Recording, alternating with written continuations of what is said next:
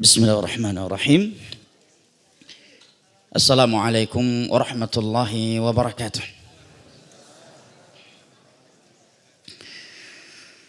Alhamdulillah wassalatu wassalamu ala Rasulillah wa ala alihi wa sahbihi wa sallama tasliman katsira, amma ba'd.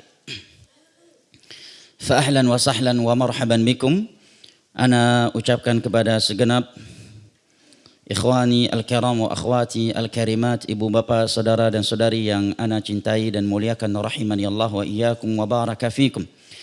Alhamdulillah, kita bersyukur kepada Allah Jalla wa Ala yang telah mempertemu dan mengumpulkan kita kembali setelah libur panjang pasca Ramadan dan Idul Fitr. Hampir 3 bulan libur. Alhamdulillah, pada pagi yang berbahagia ini kita dapat bertemu dan berkumpul kembali untuk melanjutkan talabul ilm, at-tafaqquh fid din dan at-tawasi bil haqq wa at-tawasi bis sabr di antara kita. Mudah-mudahan kita semua termasuk dari orang-orang yang disabdakan oleh Nabi tercinta kita sallallahu alaihi wasallam di dalam hadisnya yang diriwayatkan oleh Imam Muslim dari Abu Hurairah radhiyallahu anhu. Beliau bersabda, "Wa man salaka tariqan yaltamisu fihi ilma, sahalallahu lahu bihi tariqan ilal jannah." Barang siapa yang menempuh sebuah perjalanan dalam rangka menuntut ilmu agama, niscaya Allah akan mudahkan baginya jalan menuju syurga. Amin ya rabbal alamin. Dan mudah-mudahan kita yang sedang berkumpul di dalam rumah Allah Jalla wa Ala untuk menuntut ilmu agama di pagi hari yang berbahagia ini mendapatkan apa yang Nabi SAW sebutkan berikut ini di dalam hadis yang sama. Wa ma jatama'a qaumun fi baitin min buyutillah yatluna kitaballah wa yatadarasunahu fima bainahum illa nazalat alaihimus sakinah wa ghasyiyatuhumur rahmah wa hafathumul malaikah wa dzakarahumullahu fi man indah. Dan tidaklah ada sebagian manusia yang berkumpul di dalam rumah Allah dalam rangka mengkaji dan mempelajari agama Allah kecuali akan turun sakinah, ketentraman, ketenangan ke dalam hati-hati mereka. Tercurahkan atas mereka rahmat. Malaikat-malaikat Allah akan meliputi mereka. Wa dzakarahumullahu fi man indah. Dan Allah Jalla wa Ala menyebut-nyebutkan nama-nama mereka satu persatu dengan pujian dan sanjungan di hadapan malaikat-malaikat yang ada di sisinya. Sebagaimana kita memohon dan berharap kepada Allah Jalla wa Ala juga agar menjadikan kita dari golongan-golongan yang ia firmankan di dalam sebuah hadis qudsi yang diriwayatkan oleh Al-Imam Tirmidzi dengan sanad yang hasan dari Muadz bin Jabal radhiyallahu an. Allah berfirman, "Wajabat mahabbati lil mutahabbina fiyya wal mutajalisina fiyya wal mutazawirina fiyya wal mutabadzilina fiyya." Sungguh telah wajib cintaku untuk mereka yang saling cinta mencintai sesama mereka karenaku. Mereka duduk-duduk berkumpul sesama mereka karenaku. Mereka saling kunjung mengunjungi sesama mereka karenaku, dan mereka saling berbagi sesama mereka karenaku.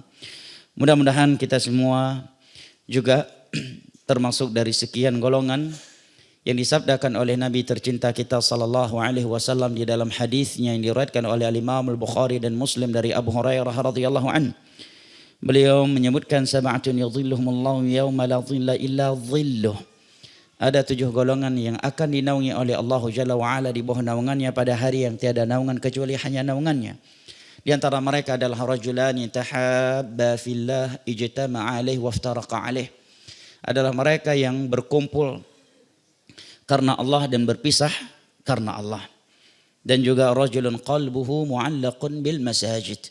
Orang-orang yang hatinya selalu terikat dengan masjid. Dan insyaallah ta'ala kita tidak berkumpul dan bertemu pada kesempatan kali ini karena kita satu partai, satu organisasi, atau karena embel-embel dunia lainnya. Tidaklah kita bertemu dan berkumpul di rumah Allah Jalla wa Ala yang mulia ini kecuali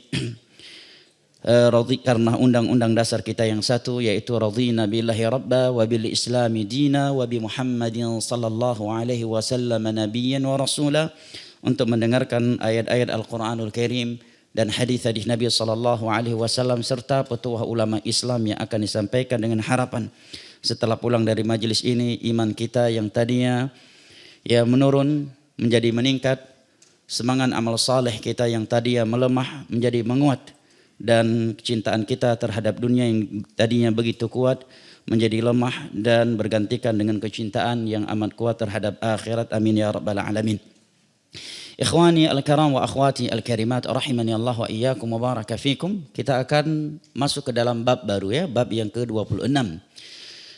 Sebagaimana yang telah tertulis di flyer kajian, bab tentang syafaatnya Rasulullah sallallahu alaihi wasallam. Di sini diberikan judul Syafa'atul Rasul sallallahu alaihi wasallam tunalu bi ta'atih. Syafaatnya Rasulullah sallallahu alaihi wasallam itu hanya diperoleh oleh seorang hamba dengan mentaatinya.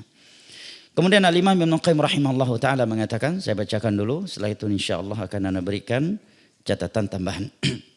Kata beliau, "Lamma kammala ar-Rasul sallallahu alaihi wasallam maqam al-iftiqar ila Allah azza wa jalla ahwaj al-khalaiq kullahum ilaihi fi ad-dunya wal akhirah. أما حاجتهم إليه في الدنيا فأشد من حاجتهم إلى الطعام والشراب والنفس الذي به حياة أبدانهم وأما حاجتهم إليه في الآخرة فإنهم يستشفعون بالرسل إلى الله عز وجل حتى يريحهم من ضيق مقامهم فكلهم يتأخر عن الشفاعة فيشفع هو لهم وهو الذي يستفتح لهم باب الجنة." Jelas jamaah? Baik, lihat nikmatnya belajar agama kalau antum dia bisa bahasa Arab, ya kan? Kalau antum bisa bahasa Arab, selesai baca pindah ke paragraf berikutnya. Baca pindah lagi ke paragraf berikutnya. Yang membuat lama ngisi kajian itu adalah menerjemahkan. Makanya kalau jamaah ingat atau membaca, disebutkan di dalam beberapa riwayat bahwa terkadang khutbah Jumat Nabi itu cuma baca Al-Quran. Contohnya surat Qaf. Jamaah boleh buka surat Al-Qaf, lihat tafsir. Para sahabat mendapatkan surat Al-Qaf itu di atas mimbar Jumat. Jadi Nabi naik mimbar Jumat setelah innal hamdalillah, kemudian baca Qaf wal Quran sampai akhir ayat. Setelah itu selesai khutbah Jumat. Nah, ya. Dan para sahabat mengambilnya dari atas mimbar dari Nabi SAW. Tapi kalau hari ini kita khutbah Jumat dengan satu surat Qaf, bisa 3 jam khutbah Jumatnya Pak.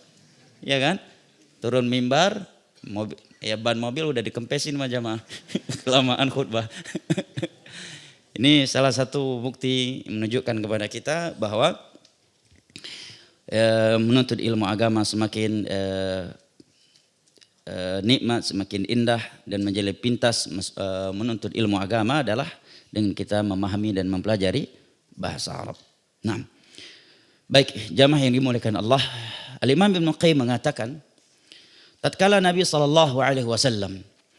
telah menyempurnakan iftiqar beliau kepada Allah Jalla wa'ala. Iftiqar adalah sikap yang menunjukkan bahwa diri beliau sangat-sangat butuh kepada Allah Jalla wa'ala. Memperlihatkan diri kita butuh kepada makhluk ini akan menghina dan merendahkan kita.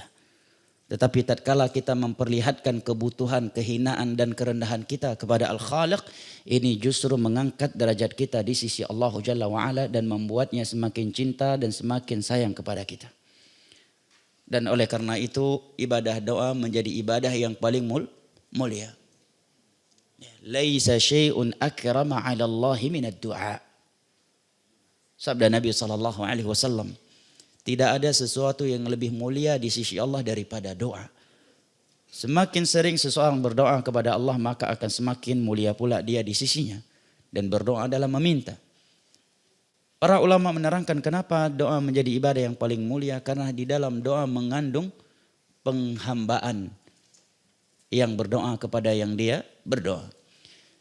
Di situ dia telah memperlihatkan kebutuhan dia kepada Zat yang Maha Kuasa.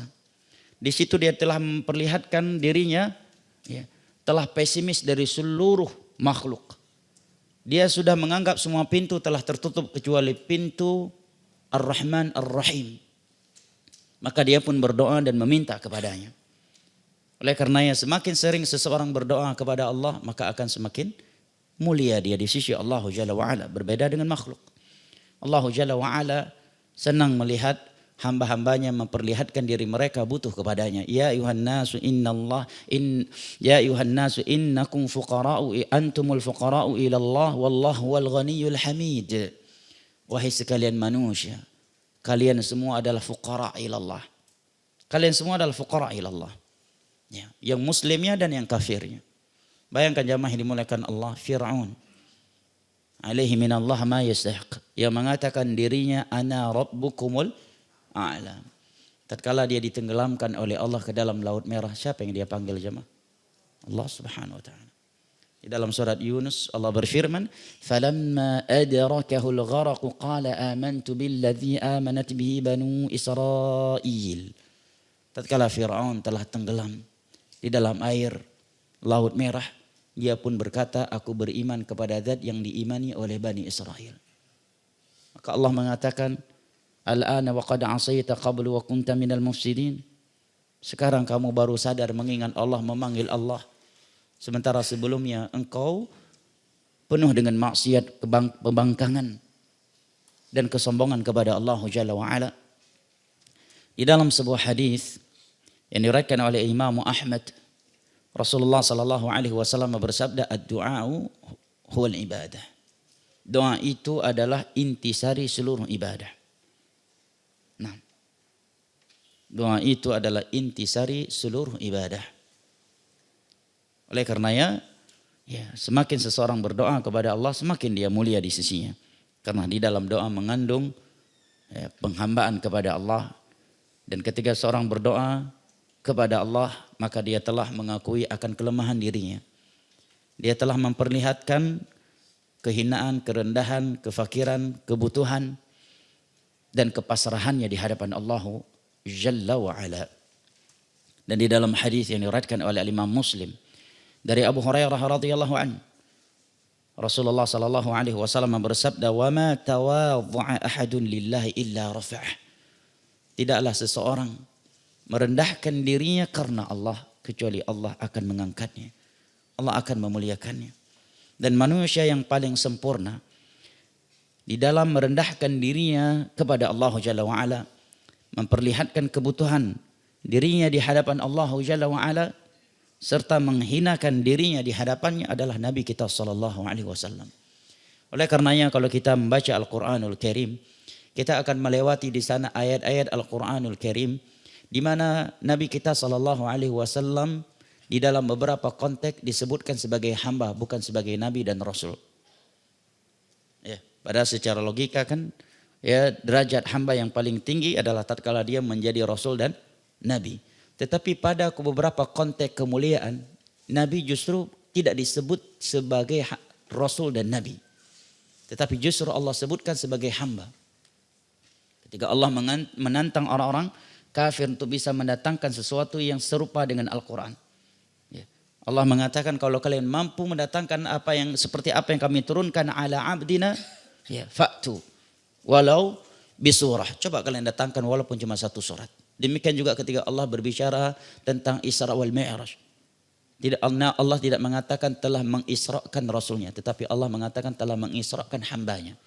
Subhanalladzi asra bi'abdihi ليلا من المسجد الحرام إلى المسجد الأقصى الذي باركنا حوله لنريه من آياتنا إنه هو السميع البصير. Demikian juga ketika Allah menyebutkan Al-Furqan, Al-Quran yang Allah turunkan, nazalna ala abdina, yang telah kami turunkan kepada hamba kami.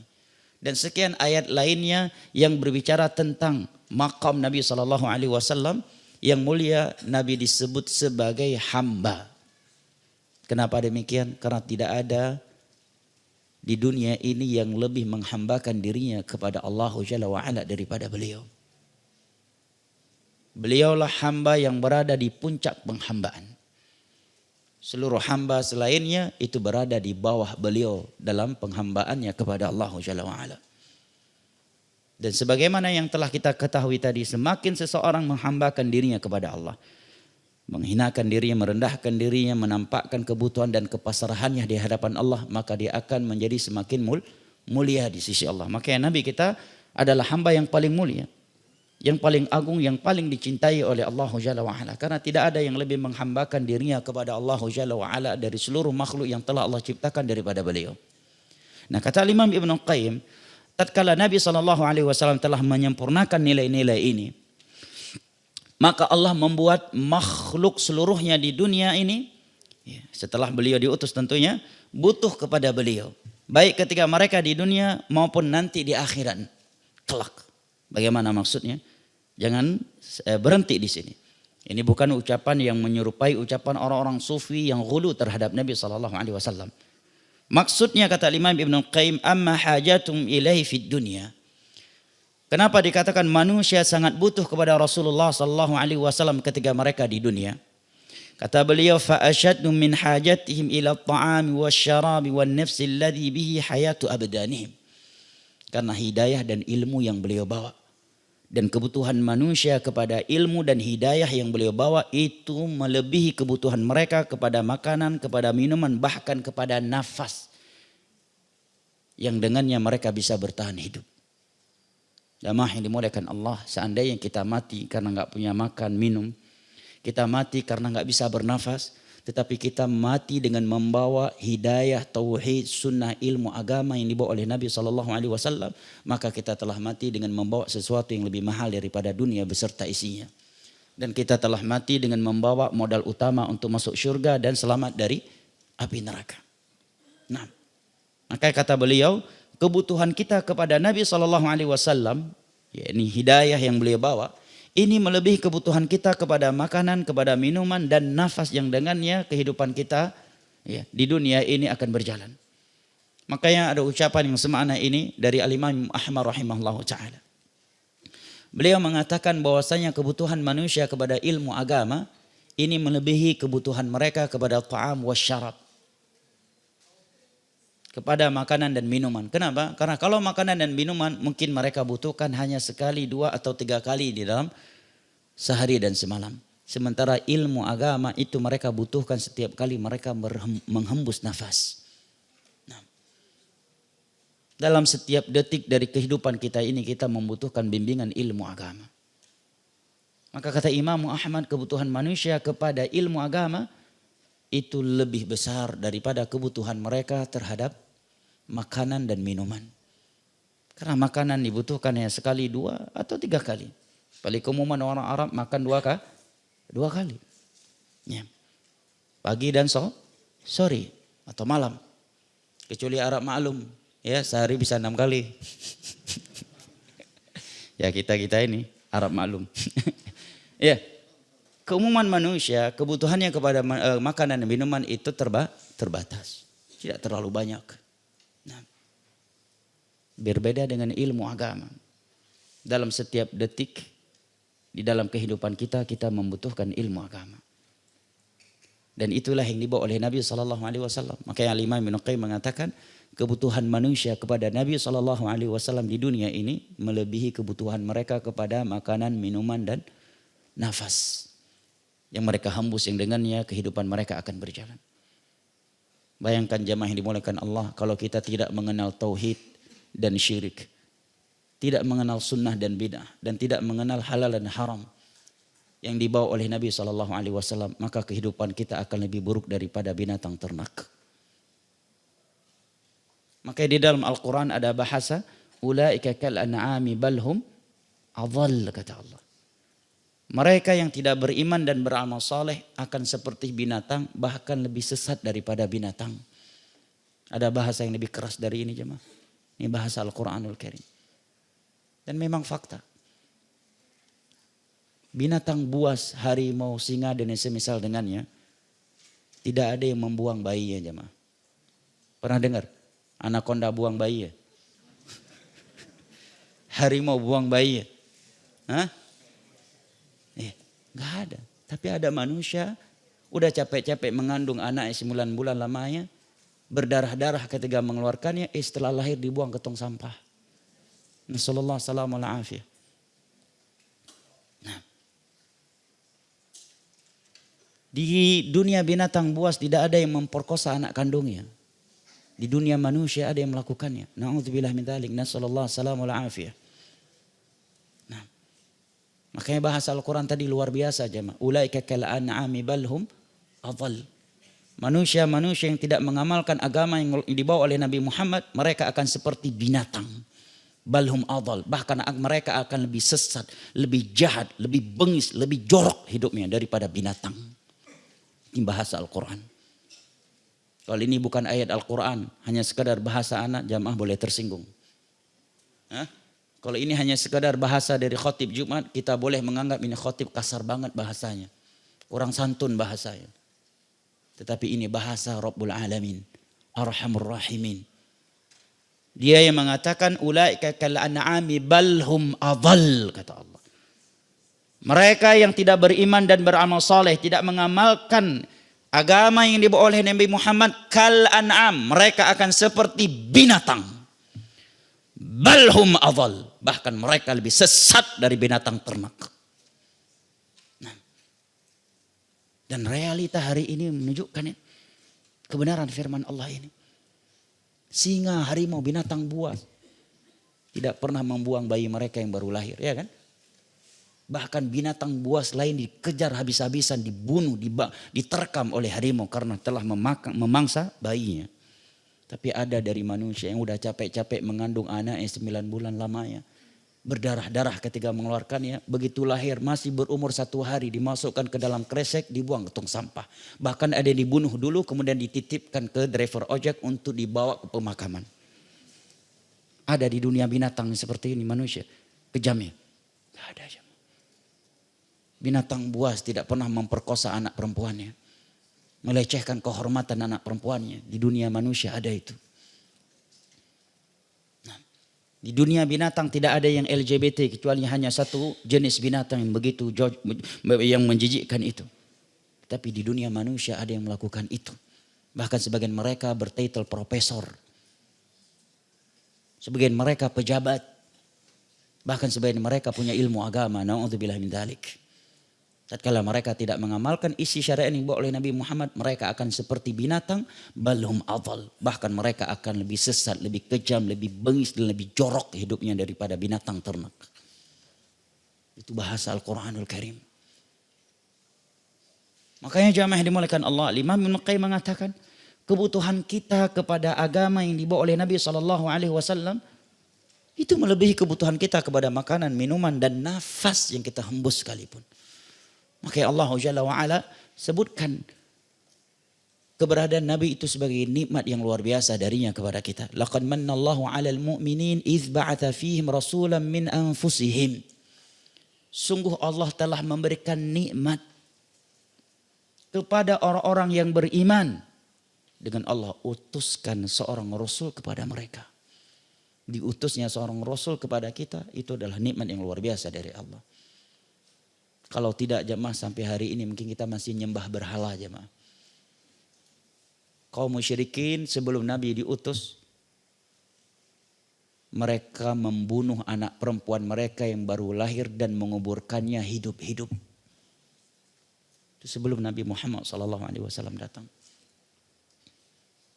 Wa idza busyira ahaduhum bil untha, kata Allah, dhalla wajhuhu muswaddan wa huwa kadhim ayumsikuhu ala hunin am yadussuhu fit turab ala sa'a ma yahkumun.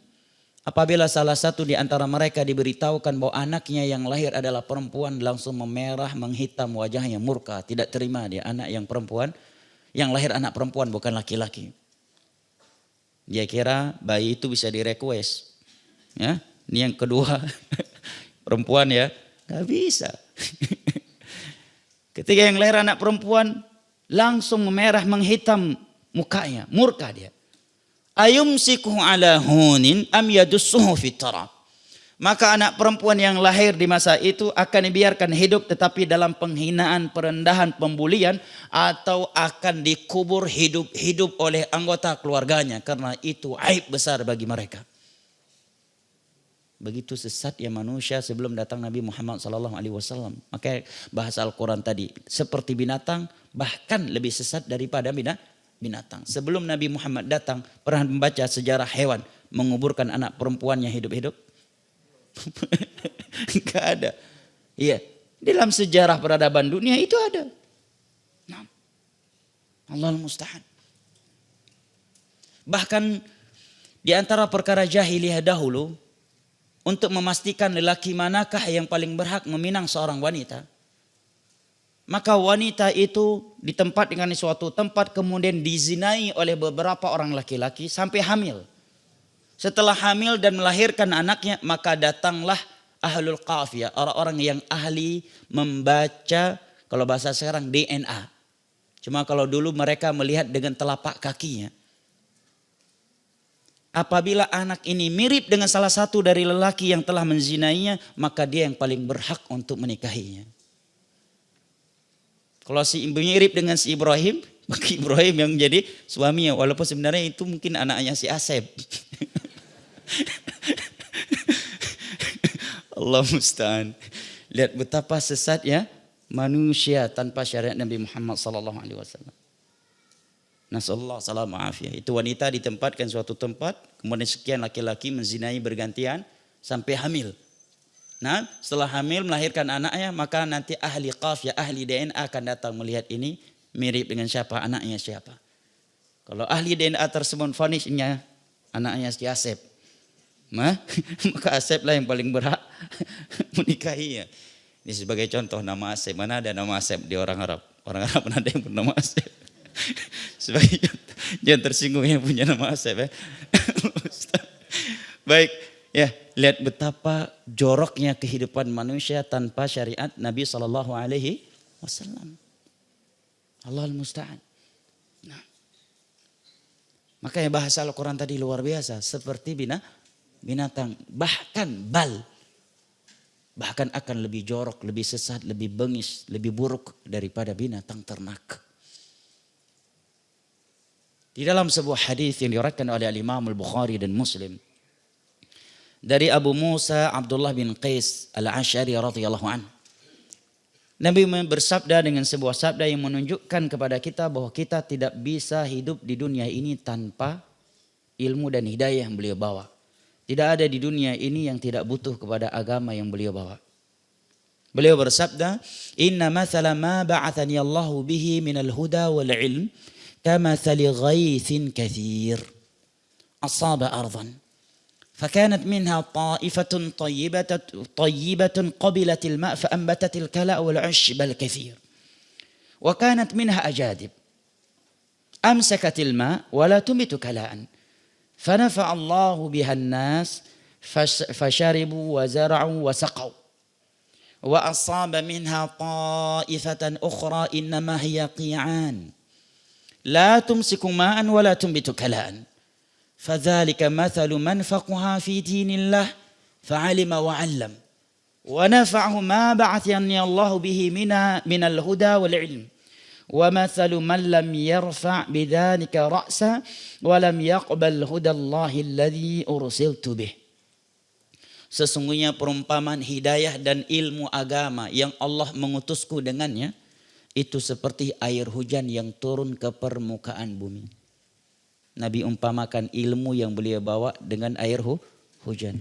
Adakah yang bisa hidup tanpa air hujan di dunia ini jamaah? Orang kafir yang memiliki teknologi yang begitu modern, begitu hebat sekalipun.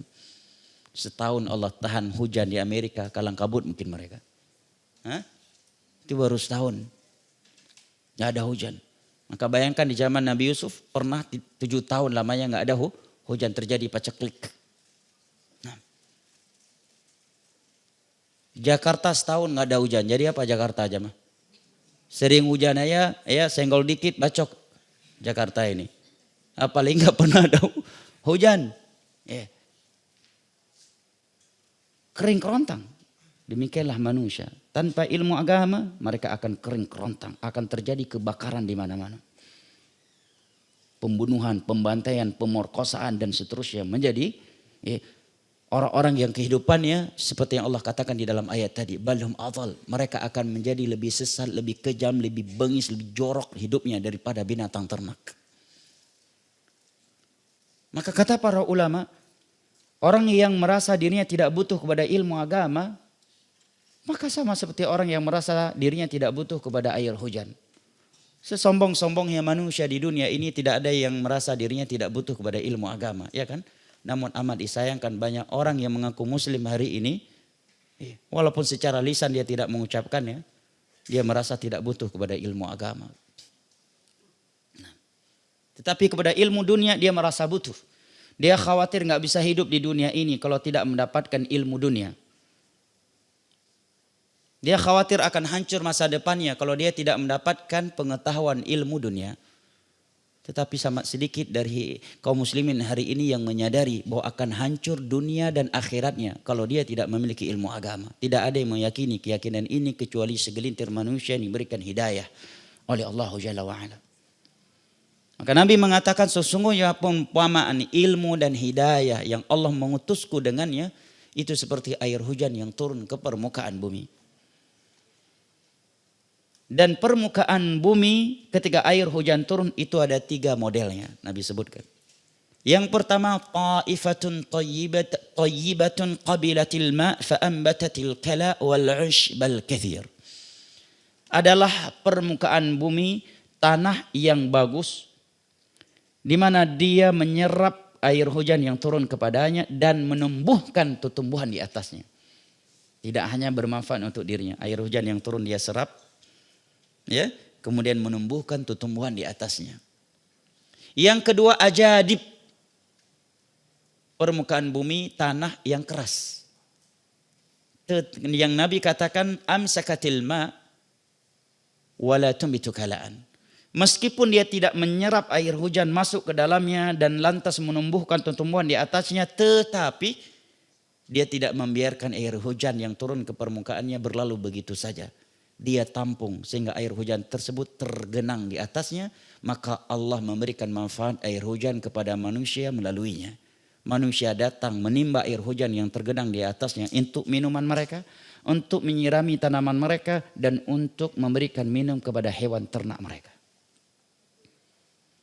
Sementara model tanah yang ketiga Nabi katakan innamah yaqi'an, seperti padang tandus, la tumbitu kalaan wala tumsikuma'an wala tumbitu kalaan. Air hujan yang turun ke permukaannya tidak dia serap yang lantas menumbuhkan tumbuhan di atasnya, dan tidak juga dia tahan, dia tampung sehingga tergenang di atasnya. Tetapi air hujan tersebut dia biarkan berlalu begitu saja. Ini perumpamaan cukup dalam dari Nabi SAW tentang manusia di dalam menerima dan menyikapi ilmu dan hidayah yang beliau bawa. Setelah Nabi menyebutkan 3 perumpamaan tersebut, maka Nabi bersabda, "Fadzalika mathalu man faqaha fi dinillah fa'alima wa 'allam." Demikianlah perumpamaan orang-orang yang memahami agama Allah. Ada yang berilmu kemudian mampu mengajarkan ilmunya. Wa nafa'ahu ma ba'athani Allahu bihi minal huda. Model yang pertama ini Nabi umpamakan dengan model tanah yang pertama tadi. Kemudian Nabi mengatakan, dan orang yang mana hidayah dan ilmu yang aku bawa telah bermanfaat untuknya. Walaupun dia belum mampu mengajarkan orang lain. Nah, belum mampu mengambil kesimpulan-kesimpulan hukum dari Al-Quran dan Sunnah. Sementara model tanah yang ketiga, Nabi sebutkan, Nabi umpamakan dengan orang waman lam yarfa' bidzalika ra'sa. Sama seperti orang yang tidak mau mengangkat kepalanya kepada ilmu yang aku bawa. Lihat bahasa Nabi, ya, luar biasa ya, indah ya bahasa Nabi. Seperti orang yang tidak mengangkat kepalanya. Karena orang yang ngeh terhadap sesuatu, ya, dia akan mengangkat kepalanya, ya kan, untuk bisa melihat dan mengetahui apa yang dia perhatikan tersebut. Ya. Dari jauh dia udah perhatian. Kalau barangnya dekat kan orang nggak perlu ngangkat kepala, ya kan? Ya, menunjukkan perhatian, responsif yang luar biasa darinya sampai-sampai dia mengangkat kepala. Nah ini Nabi katakan dia tidak mau mengangkat kepala. Ya. Udah tahu dirinya nggak mampu melihatnya, tidak terlihat olehnya, tapi nggak mau juga mengangkat kepala. Ya. Tidak responsif terhadap hidayah dan ilmu yang dibawa oleh Nabi. Kalau ini sifatnya orang-orang kafir, kita tidak terkejut, jemaah. Banyak hari ini orang yang mengucapkan dua syahadat. Ngaku cinta Allah dan cinta Rasul. Tetapi dia tidak peduli sedikit pun terhadap agama yang dibawa oleh Nabi SAW. Dia tidak peduli dari semenjak dia bangun dari tidurnya hingga tidur kembali. Perintah-perintah Allah dan Rasulnya mana saja yang harus dia laksanakan hari ini. Apakah dia telah mengerjakannya ataukah belum, dia tidak peduli. Dia tidak peduli dari semenjak bangun dari tidurnya hingga tidur kembali larangan-larangan Allah dan Rasulnya manakah hari ini yang harus dia jauhi atau yang telah dia langgar. Yang terpenting baginya adalah bagaimana hawa nafsunya terlampiaskan. Target dunianya tercapai. Sehingga dari bangun tidurnya hingga tidur kembali dunia, dunia, dunia dan dunia. Dan dia tidak berhenti untuk mengejarnya kecuali alhaakumut takatsur hatta zurtumul maqabir. Lau anna libni Adam wadiyan min zahab la ahabba an yakuna lahu wadiyan wa la yakfiyahu illa turab. Hadits riwayat Imam Al-Bukhari. Seandainya anak Adam ini sudah memiliki satu lembah dari emas. Satu lembah loh. Bukan baru punya 1, 2, 3 kilo. Nah, tapi kalau di Jawa banyak orang punya emas lebih dari satu lembah ya kan. Kalau di Aceh sedikit. Ya. Cuma masalahnya emasnya orang Jawa kalau dibawa ke Sumatera jadi abang emasnya. Nah, ya. Nabi mengatakan seandainya anak Adam memiliki emas sebanyak satu lembah, dia akan berusaha memiliki lembah yang kedua. Dia tidak akan pernah berhenti dan tidak akan pernah merasa cukup kecuali tanah sudah masuk ke dalam mulutnya. Ketika kalla idza balagati taraqiya wa qila man raq, barulah dia sadar wa dhanna annahu al-firaq. Waltafati saqu bisaq ila rabbika yawma idzinil masaq. Nah, ini kondisi banyak orang yang mengaku muslim hari ini. Nah, muslim tapi liberal. Ini kan dua kalimat yang bertentangan. Muslim itu aslinya kalimat muslim itu sendiri artinya apa? Al-istislam, berserah diri kepada Allah, tunduk kepada perintah-perintahnya, menerima aturannya, itu artinya muslim. Baik ya, perintah-perintah aturan Allah yang kauniyah maupun yang syar'iyah. Makanya ada ayat wa antum muslimun. Jangan kalian mati kecuali dalam keadaan muslim, berserah diri kepada Allah, baik aturannya yang kauniyah maupun aturannya yang syar'iyah. Sedangkan liberal itu sendiri artinya apa? Bebas. Muslim liberal. Gimana nih? Berserah diri tapi bebas. Kurang minum kopi ini. Muslim liberal. Nah, makanya bahasa Nabi luar biasa tadi. Model tanah yang ketiga Nabi katakan itu seperti orang yang tidak mengangkat kepalanya terhadap hidayah dan ilmu yang aku bawa. Walam yaqbal hudallahi alladhi ursiltu bih. Dan dia tidak menerima hidayah yang Allah utus aku dengannya. Lihat bahasa Nabi. Nabi tidak sekedar mengatakan hidayah yang aku bawa. Seandainya Nabi berkata demikian sudah cukup. Karena beliau tidak berbicara kecuali dengan wahyu dari Allah. Ya. Tapi beliau nisbatkan lagi kepada Allah. Bahwa apa yang beliau bawa itu benar-benar dari Allah. Bukan dari beliau sebagai manusia. Tetapi dari Allah yang Al-Alim, Al-Hakim, Ar-Rahman, Ar-Rahim. Maka apa yang membuat kita berat menerima dan mengamalkannya? Mungkinkah Allah yang Ar-Rahman, Ar-Rahim, Al-Hakim, Al-Alim memerintahkan kita kepada sesuatu yang tidak bermanfaat terhadap dunia dan agama kita? Allah Ar-Rahman, Ar-Rahim, Al-Hakim, Al-Alim. Wa ma rabbuka bidhallamin lil abid. Mungkinkah melarang kita dari sesuatu yang justru baik untuk dunia dan agama kita? Tidak mungkin. Maka Nabi mengatakan walam yaqbal hudallahi alladhi ursiltu bih. Dan dia tidak menerima hidayah Allah yang Allah mengutusku dengannya. Maka Imam Ibnu Qayyim rahimallahu taala di sini mengatakan kebutuhan manusia kepada Nabi SAW dari sisi ilmu dan hidayah yang beliau bawa itu melebihi kebutuhan mereka kepada makanan, kepada minuman dan nafas yang mereka hembus di dunia ini sekalipun. Nah, dan disebutkan oleh Imam Ibnu Qayyim, oleh Imam Ibnu Utsaimin ketika beliau mensyarah aqidah wasithiyah dengan makna kata beliau seandainya ada di dunia ini manusia yang mati dan dia tidak mendapatkan rezeki dunia, dan itu mustahil ya. Mustahil, seandainya ada. Ya, walaupun itu mustahil kata beliau. Kenapa? Karena Nabi mengatakan wa ma min nafsin tamutu illa wa qad istukmila rizqah. Tidak ada satupun jiwa yang mati kecuali dia telah menerima secara sempurna seluruh rezeki yang Allah tuliskan untuknya, ya. Ada sebuah kejadian, abang kandung dari sahabat dekat ana, beliau meninggal dunia karena kecelakaan lalu lintas. Setelah tabrakan, beliau bangun jalan normal, minta air segelas kepada masyarakat di tempat kejadian. Setelah diberikan air minum 1 gelas dan beliau meminumnya, setelah itu langsung meninggal dunia. Sungguh benar apa yang Nabi katakan tadi kan? Tidak ada satu jiwa yang mati kecuali dia telah menerima sempurna seluruh rezeki yang telah Allah jatahkan untuknya. Kenapa kita belum mati? Berarti masih ada rezeki kita yang belum kita terima. Ya. Dan Allah mengatakan wa ma min dabbatin fil ardi illa 'ala Allahi rizquha.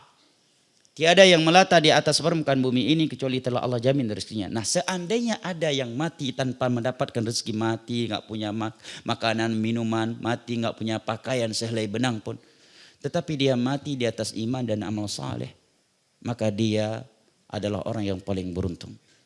Karena dia telah mati dengan membawa sesuatu yang lebih mahal daripada dunia beserta isinya dan modal utama untuk masuk syurga.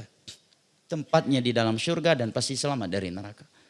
Makanya kalau jamaah membuka surat Yunus, di sana jamaah akan melewati firman Allah, "Qul bi fadlillahi wa bi rahmatihi fabidzalika falyafrahu huwa khairum mimma yajma'un." Katakanlah, Nabi kita diperintahkan oleh Allah untuk mengatakan, dengan fadlullah dan rahmatnya, hendaknya mereka gembira. Karena yang demikian itu lebih baik daripada dunia beserta isinya yang dikumpulkan oleh manusia. Kata Imam Ibn Qayyim, laqad darat aqwalul mufassirina minas salaf fi anna al-murada bihima ni'matul islam was sunnah. Oh, kama qala. Telah masyhur di kalangan ulama tafsir salaf dahulu bahwasanya yang dimaksud dengan fadlullah dan rahmatnya di dalam ayat ini adalah nikmat Islam dan nikmat as-sunnah. Lihat orang hidup tanpa bimbingan Islam dan tauhid, lebih jorok daripada binatang ternak. Binatang jamaah tidak ada yang memperebutkan kotoran sapi, betul? Pernah nonton enggak?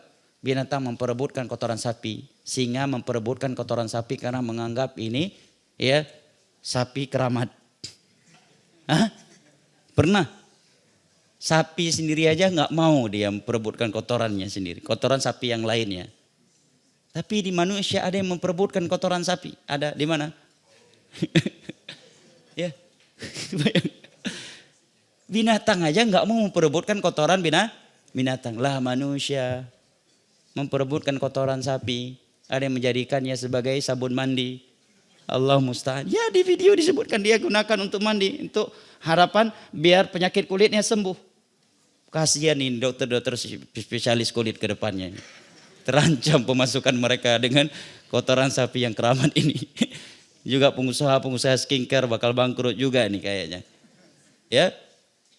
Allahul musta'an. Makanya syirik itu tidak hanya menghancurkan agama, juga menghancurkan dunia aja. Nah, bayangkan kotoran sapi diperebutkan. Lihat, tatkala seorang tidak ada Islam di dalam. Islam adalah sinonim dari tauhid. Nah, di India itu ada sungai apa namanya? Tempat mereka membakar, apa namanya? Skanda.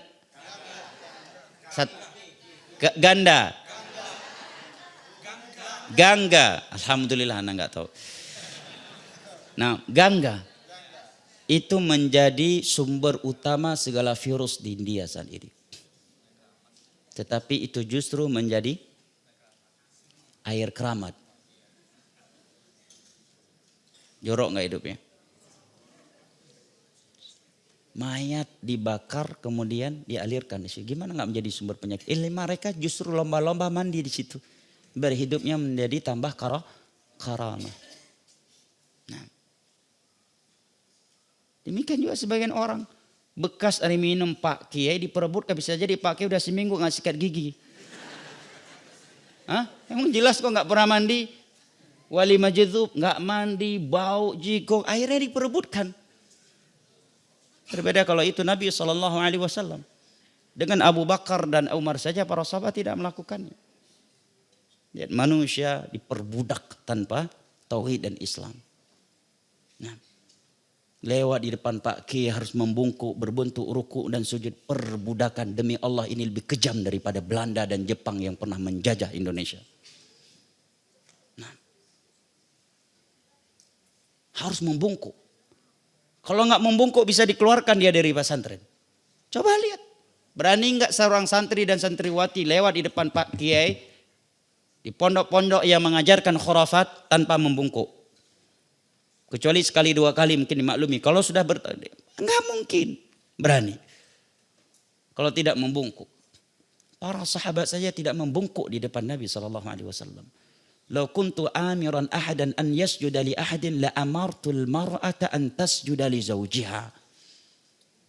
Seandainya boleh aku memerintahkan seseorang untuk sujud kepada makhluk, aku akan perintahkan wanita untuk sujud kepada suaminya. Tapi nggak boleh. Nah, tapi banyak wanita mau sujud ke Pak Kiai di depan suaminya. Ibu-ibu, enggak Bu ya, insya Allah enggak. Karena sedang di masjid, enggak tahu kalau udah keluar dari masjid. Ya, ibu-ibu sebaik kalau depan Pak Kiai bungkuk jalannya, ya. Di depan suami ya seperti Daniel yang lewat di depan pos pengamanan. Allah musta'an. Lihat tanpa tauhid jemaah. Manusia berantakan hidupnya, lebih kotor hidupnya daripada bina. Maka kata beliau itu lebih butuh kepada hidayah Nabi Muhammad bawa daripada makanan dan minuman. Ayat dari surat Yunus lebih baik daripada dunia beserta isinya. Allahul musta'an. Demikian juga hidup tanpa sunnah dengan bid'ah. Jorok hidupnya berantakan, udah jorok berantakan, susah payah, mardud lagi, tidak diterima oleh Allah lagi ibadahnya. Udah capek-capek begadang, capek-capek lapar, tahan puasa 40 hari berturut-turut puasa mutih. Ya. Nggak dapat pahala lagi. Ahlul bid'ah lagi. Ya. Kan sayang. Man amila amalan laisa alaihi amruna fahuwa rad. Barang siapa yang melakukan suatu ibadah tanpa perintah kami, maka amalan tersebut tertolak.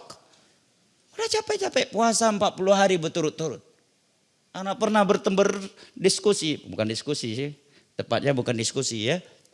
Ya. Menyimak dongengnya itu lebih tepat, ya. Seorang penjual air kelapa muda ketika anak berdakwah di suatu daerah terpencil di Aceh. Minumlah air kelapa kita. Karena dia mungkin lihat kita berjenggot, berjubah, dia mulai menyentuh masalah agama. Rupanya dia pernah melewati ajaran suluk. Enggak tahu kalau di Jawa apa namanya. Tawajuh ya. Puasa 40 hari berturut-turut. Yang disebut dengan puasa mutih. Tidak memakai kecuali baju putih. Ya. Baju putih. Ya. Tidak makan kecuali nasi putih dan kuah bening. Tidak boleh makan daging-dagingan dulu. Untuk mematahkan hawa nafsu katanya. Karena kan mereka berdalil bahwa syaitan mengalir pada anak Adam melalui peredaran darah. Dengan banyak daging makan darah kita semakin ini katanya. Jadi cerita lucu juga. Kakek istri anak kan beli alumni PDN pertama di Aceh. Ada Pak Kiai mengajak untuk ikut puasa itu. Kata beliau jangan, saya nggak bisa nggak makan daging. Udah cukup pedih hidupnya masa kecil dulu karena miskin nggak bisa beli daging. Sekarang udah jadi pejabat. Udah jadi pejabat. Ya diajak jangan makan daging 40 hari. Kamu aja lah yang pergi katanya. Ya. Bahkan sebagian tempat kalau suluk yang dilakukan di tengah-tengah kuburan itu lebih mantap. Dan nanti boleh buka di YouTube. Sebagian mereka melakukannya dalam keadaan pakai cadar. Katanya belajar untuk tidak memandang dunia. Suaminya pakai cadar, istrinya yang datang ngantar makanan pakai celana jeans. Dan nggak pakai cadar, kebalik. Nanti boleh buka di YouTube. Beberapa suluk tawajuh itu di tengah-tengah kuburan. Di dalam suatu tempat. Ya, dan mereka pakai cadar. Puasa 40 hari berturut-turut. Nanti katanya kalau kita pelaku maksiat akan melihat banyak hal-hal yang aneh di dalam pelaksanaan itu. Kalau bisa lulus, nah ini tingkatannya bisa lebih tinggi daripada yang lainnya. Ya. Yang tadi di syariah akan lebih naik lagi. Begitu adzan zuhur, ana sama ikhwah setempat berangkat. Dia masih di situ. Yang ngomong tadi udah puasa 40 hari turut-turut. Kita pergi zuhur, dia masih pulang, dia masih jualan kelapa. Mungkin udah wali masjid tuh kali ya. Nggak perlu sholat lagi. Nah, kan kasihan. Makanya Allah katakan ini lebih baik daripada dunia beserta isinya. Nah, udah capek ya, bid'ah lagi, nggak berpahala lagi. Nah, Allah musta'an. Sebagian orang melakukan perjalanan yang berjauh, yang sangat jauh, ya rela masuk ke hutan, nggak peduli dia ada dalam malaria ataukah tidak. Yang penting ada kuburan wali di situ, ngalap berkah. Kasihan nggak lihatnya? Masjid di samping rumahnya setahun sekali belum tentu dia datangi.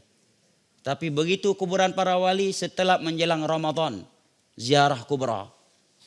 Ya, walaupun menuju kuburan itu dia akan melewati sekian pungli. Ya, dipungli oleh oknum di jalan aja dia marah-marah. Tapi kalau punglinya itu menuju kuburan nggak masalah. Kan pungli semua di situ tuh. Ya. Ya.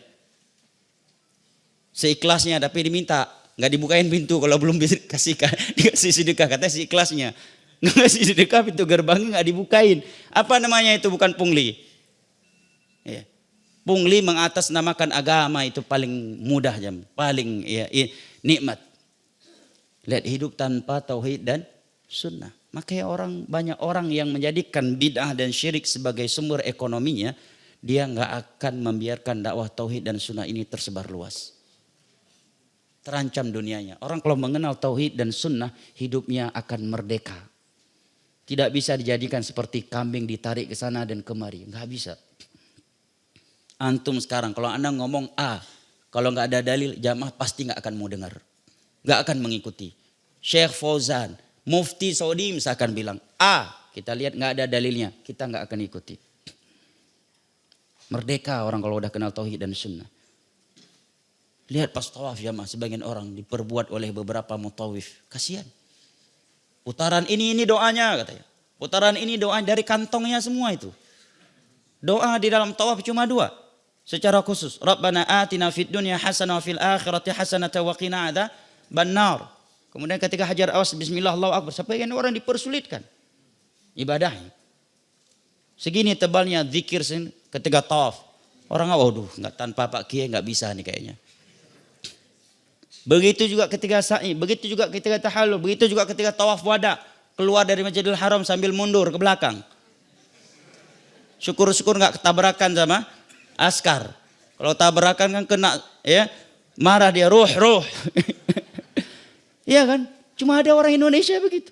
Setiap tawaf wada meninggalkan Masjidil Haram, mundur ke belakang dari Masjidil Haram. Kalau tabrakan tong sampah, masuk ke dalam tong sampah. Kemudian ditutup, dia masukkan ke mobil pembuangan tong sampah. Nggak sampai dia ke Indonesia, sampainya ke Taif sana dibuangnya. Dia hidup tanpa tauhid dan sunnah berantakan ya. Maka Allah katakan tadi, huwa khairum mimma yajma'un. Islam dan sunnah yang telah Allah berikan kepada kalian itu lebih mahal, lebih baik daripada dunia beserta isinya. Kita kembali lagi fokus kepada ucapan Al-Imam Ibnu Qayyim.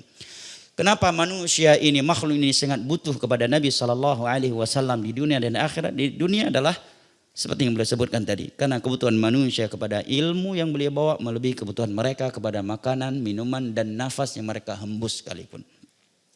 Kita mati karena lapar, mati karena haus, mati karena tidak bisa bernafas, tidak akan masuk neraka, ya kan? Ada ancaman, barang siapa yang mati dan dia masih jomblo atau single senior, tempatnya neraka sakor. Ada? Enggak ada.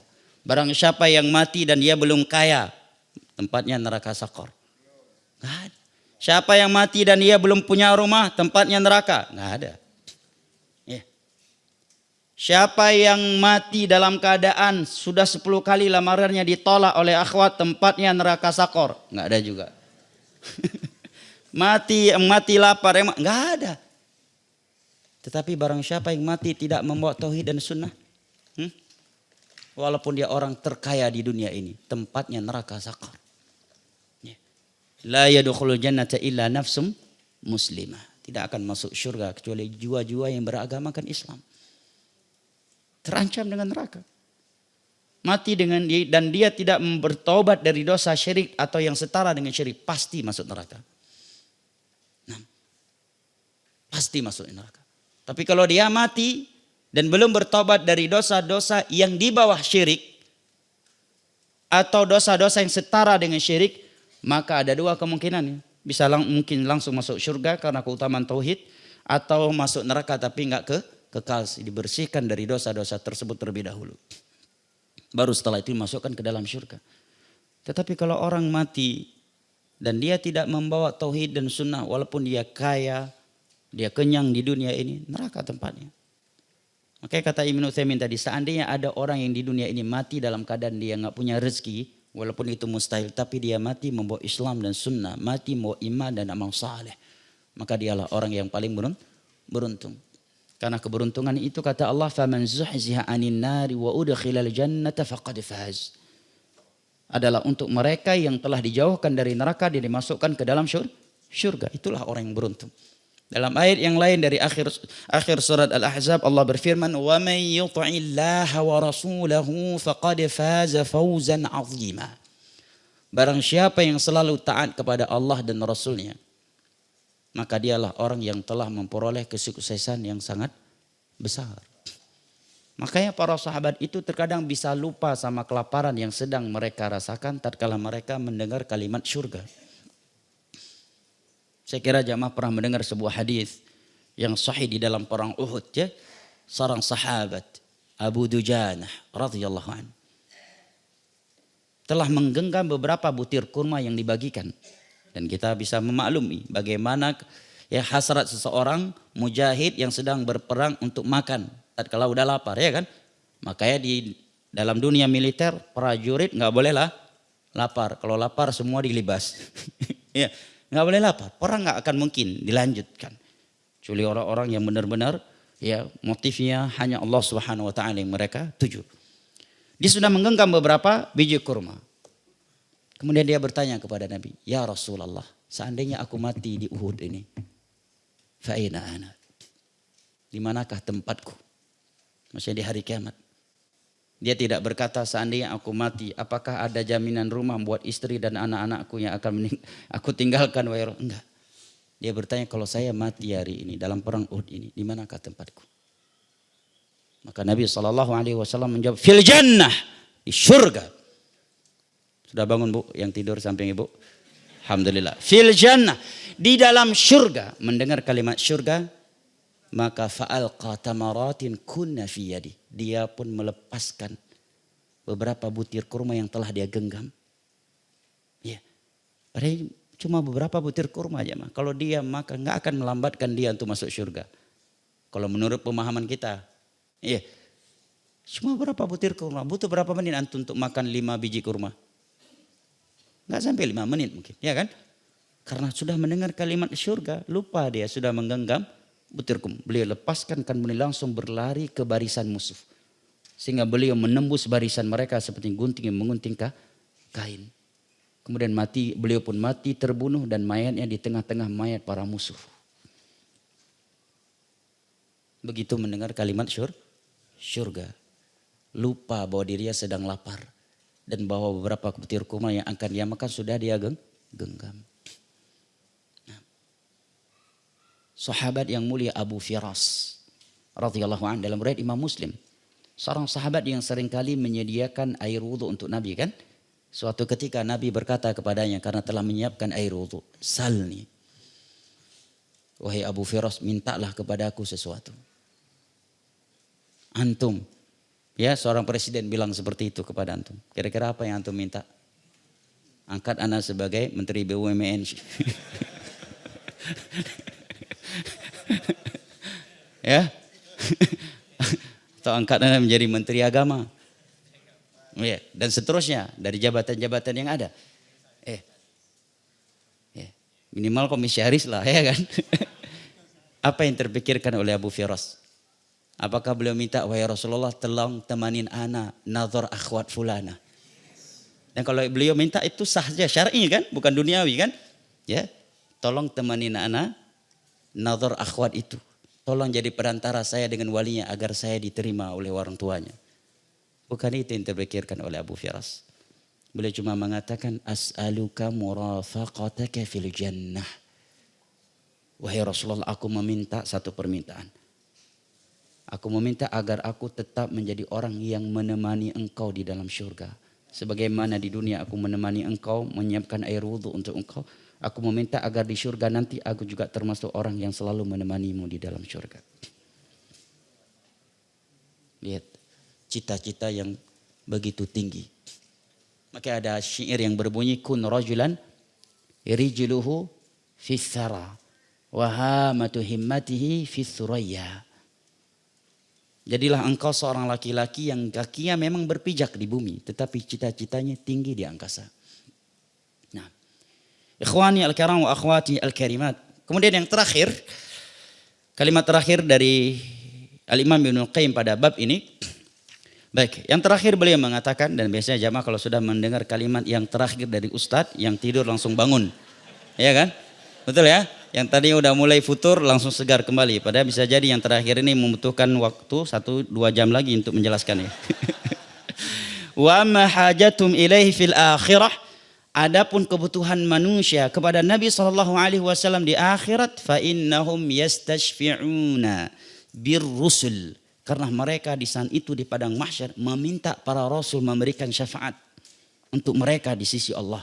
Tetapi semua mereka tidak ada yang mampu melakukannya. Hadisnya ma'ruf kan? Hadis Abu Hurairah ya, radhiyallahu anhu, riwayat Imam Muslim. Mereka datang kepada Nabi Adam ya, mengatakan, wahai Nabi Adam, engkau adalah bapaknya manusia. Mintalah kepada Allah, tolong berikan syafaat untuk kami di sisi Allah agar Allah menyegerakan hisab kami. Karena di padang mahsyar kondisinya sangat genting, saking gentingnya kondisi padang mahsyar itu sampai-sampai sebagian manusia meminta agar disegerakan hisab mereka, seakan mereka sudah bisa memastikan diri akan masuk surga. Kenapa? Karena dahsyatnya padang mahsyar.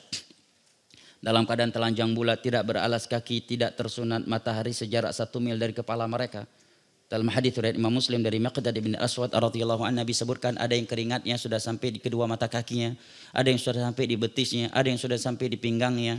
Ya, wa minhum man yuljimul araqu iljama. Sebagian mereka ada yang sudah tenggelam dengan keringatnya sesuai dengan dosa-dosa yang pernah mereka lakukan ketika di dunia. Nabi Adam angkat tangan. Nabi Adam memerintahkan mereka untuk mendatangi Nabi Nuh. Nabi Nuh angkat tangan. Nah, semua para nabi angkat tangan sehingga mereka datang kepada Nabi SAW. Maka Nabi pun mengatakan, ini jatahku, ini hakku. Maka beliau pun sujud di bawah arsy Allah Jalla wa'ala, memuji Allah Jalla wa'ala dengan pujian-pujian yang belum pernah beliau lakukan sebelumnya ketika di dunia. Maka Allah pun berfirman, irfa' ra'saka ya Muhammad, wasal tu'ta, washfa' tushaffa'. Wahai Muhammad, angkat kepalamu, mintalah aku akan kabulkan, dan berikanlah syafaat, aku akan izinkan. Maka setelah itu barulah hisab manusia disegerakan. Di saat seluruh para nabi angkat tangan, tidak berani memohon kepada Allah karena mereka tahu kedudukan mereka belum cukup untuk meminta permintaan itu kepada Allah, kecuali Nabi SAW.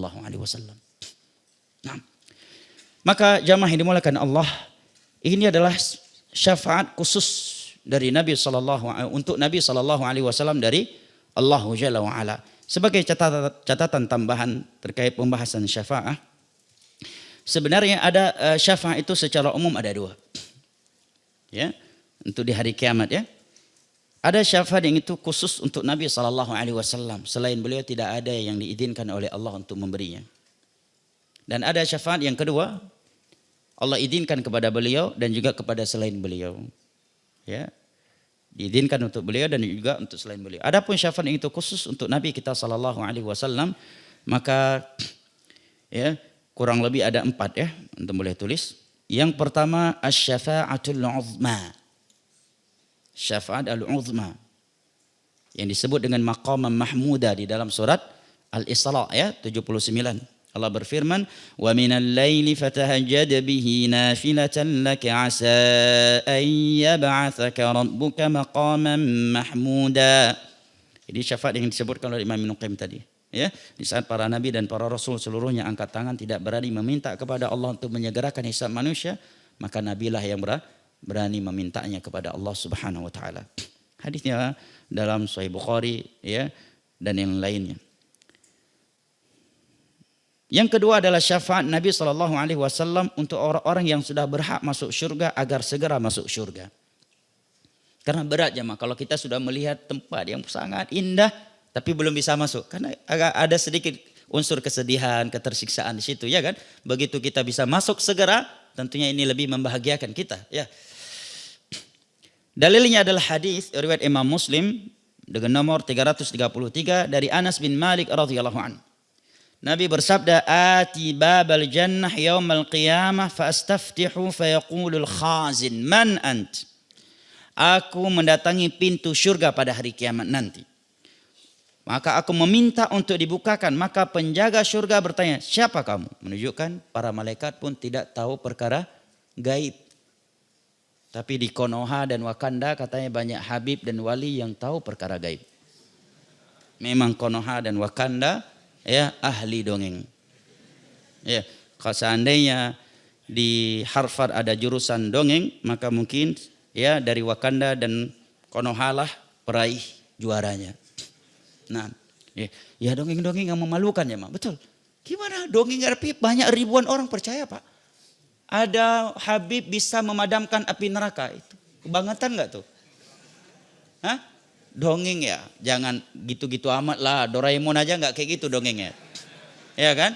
Scooby-Doo aja enggak separah itu dongeng. Masih ada enggak belum Scooby-Doo? Hah? Masih ya? Enggak separah itu.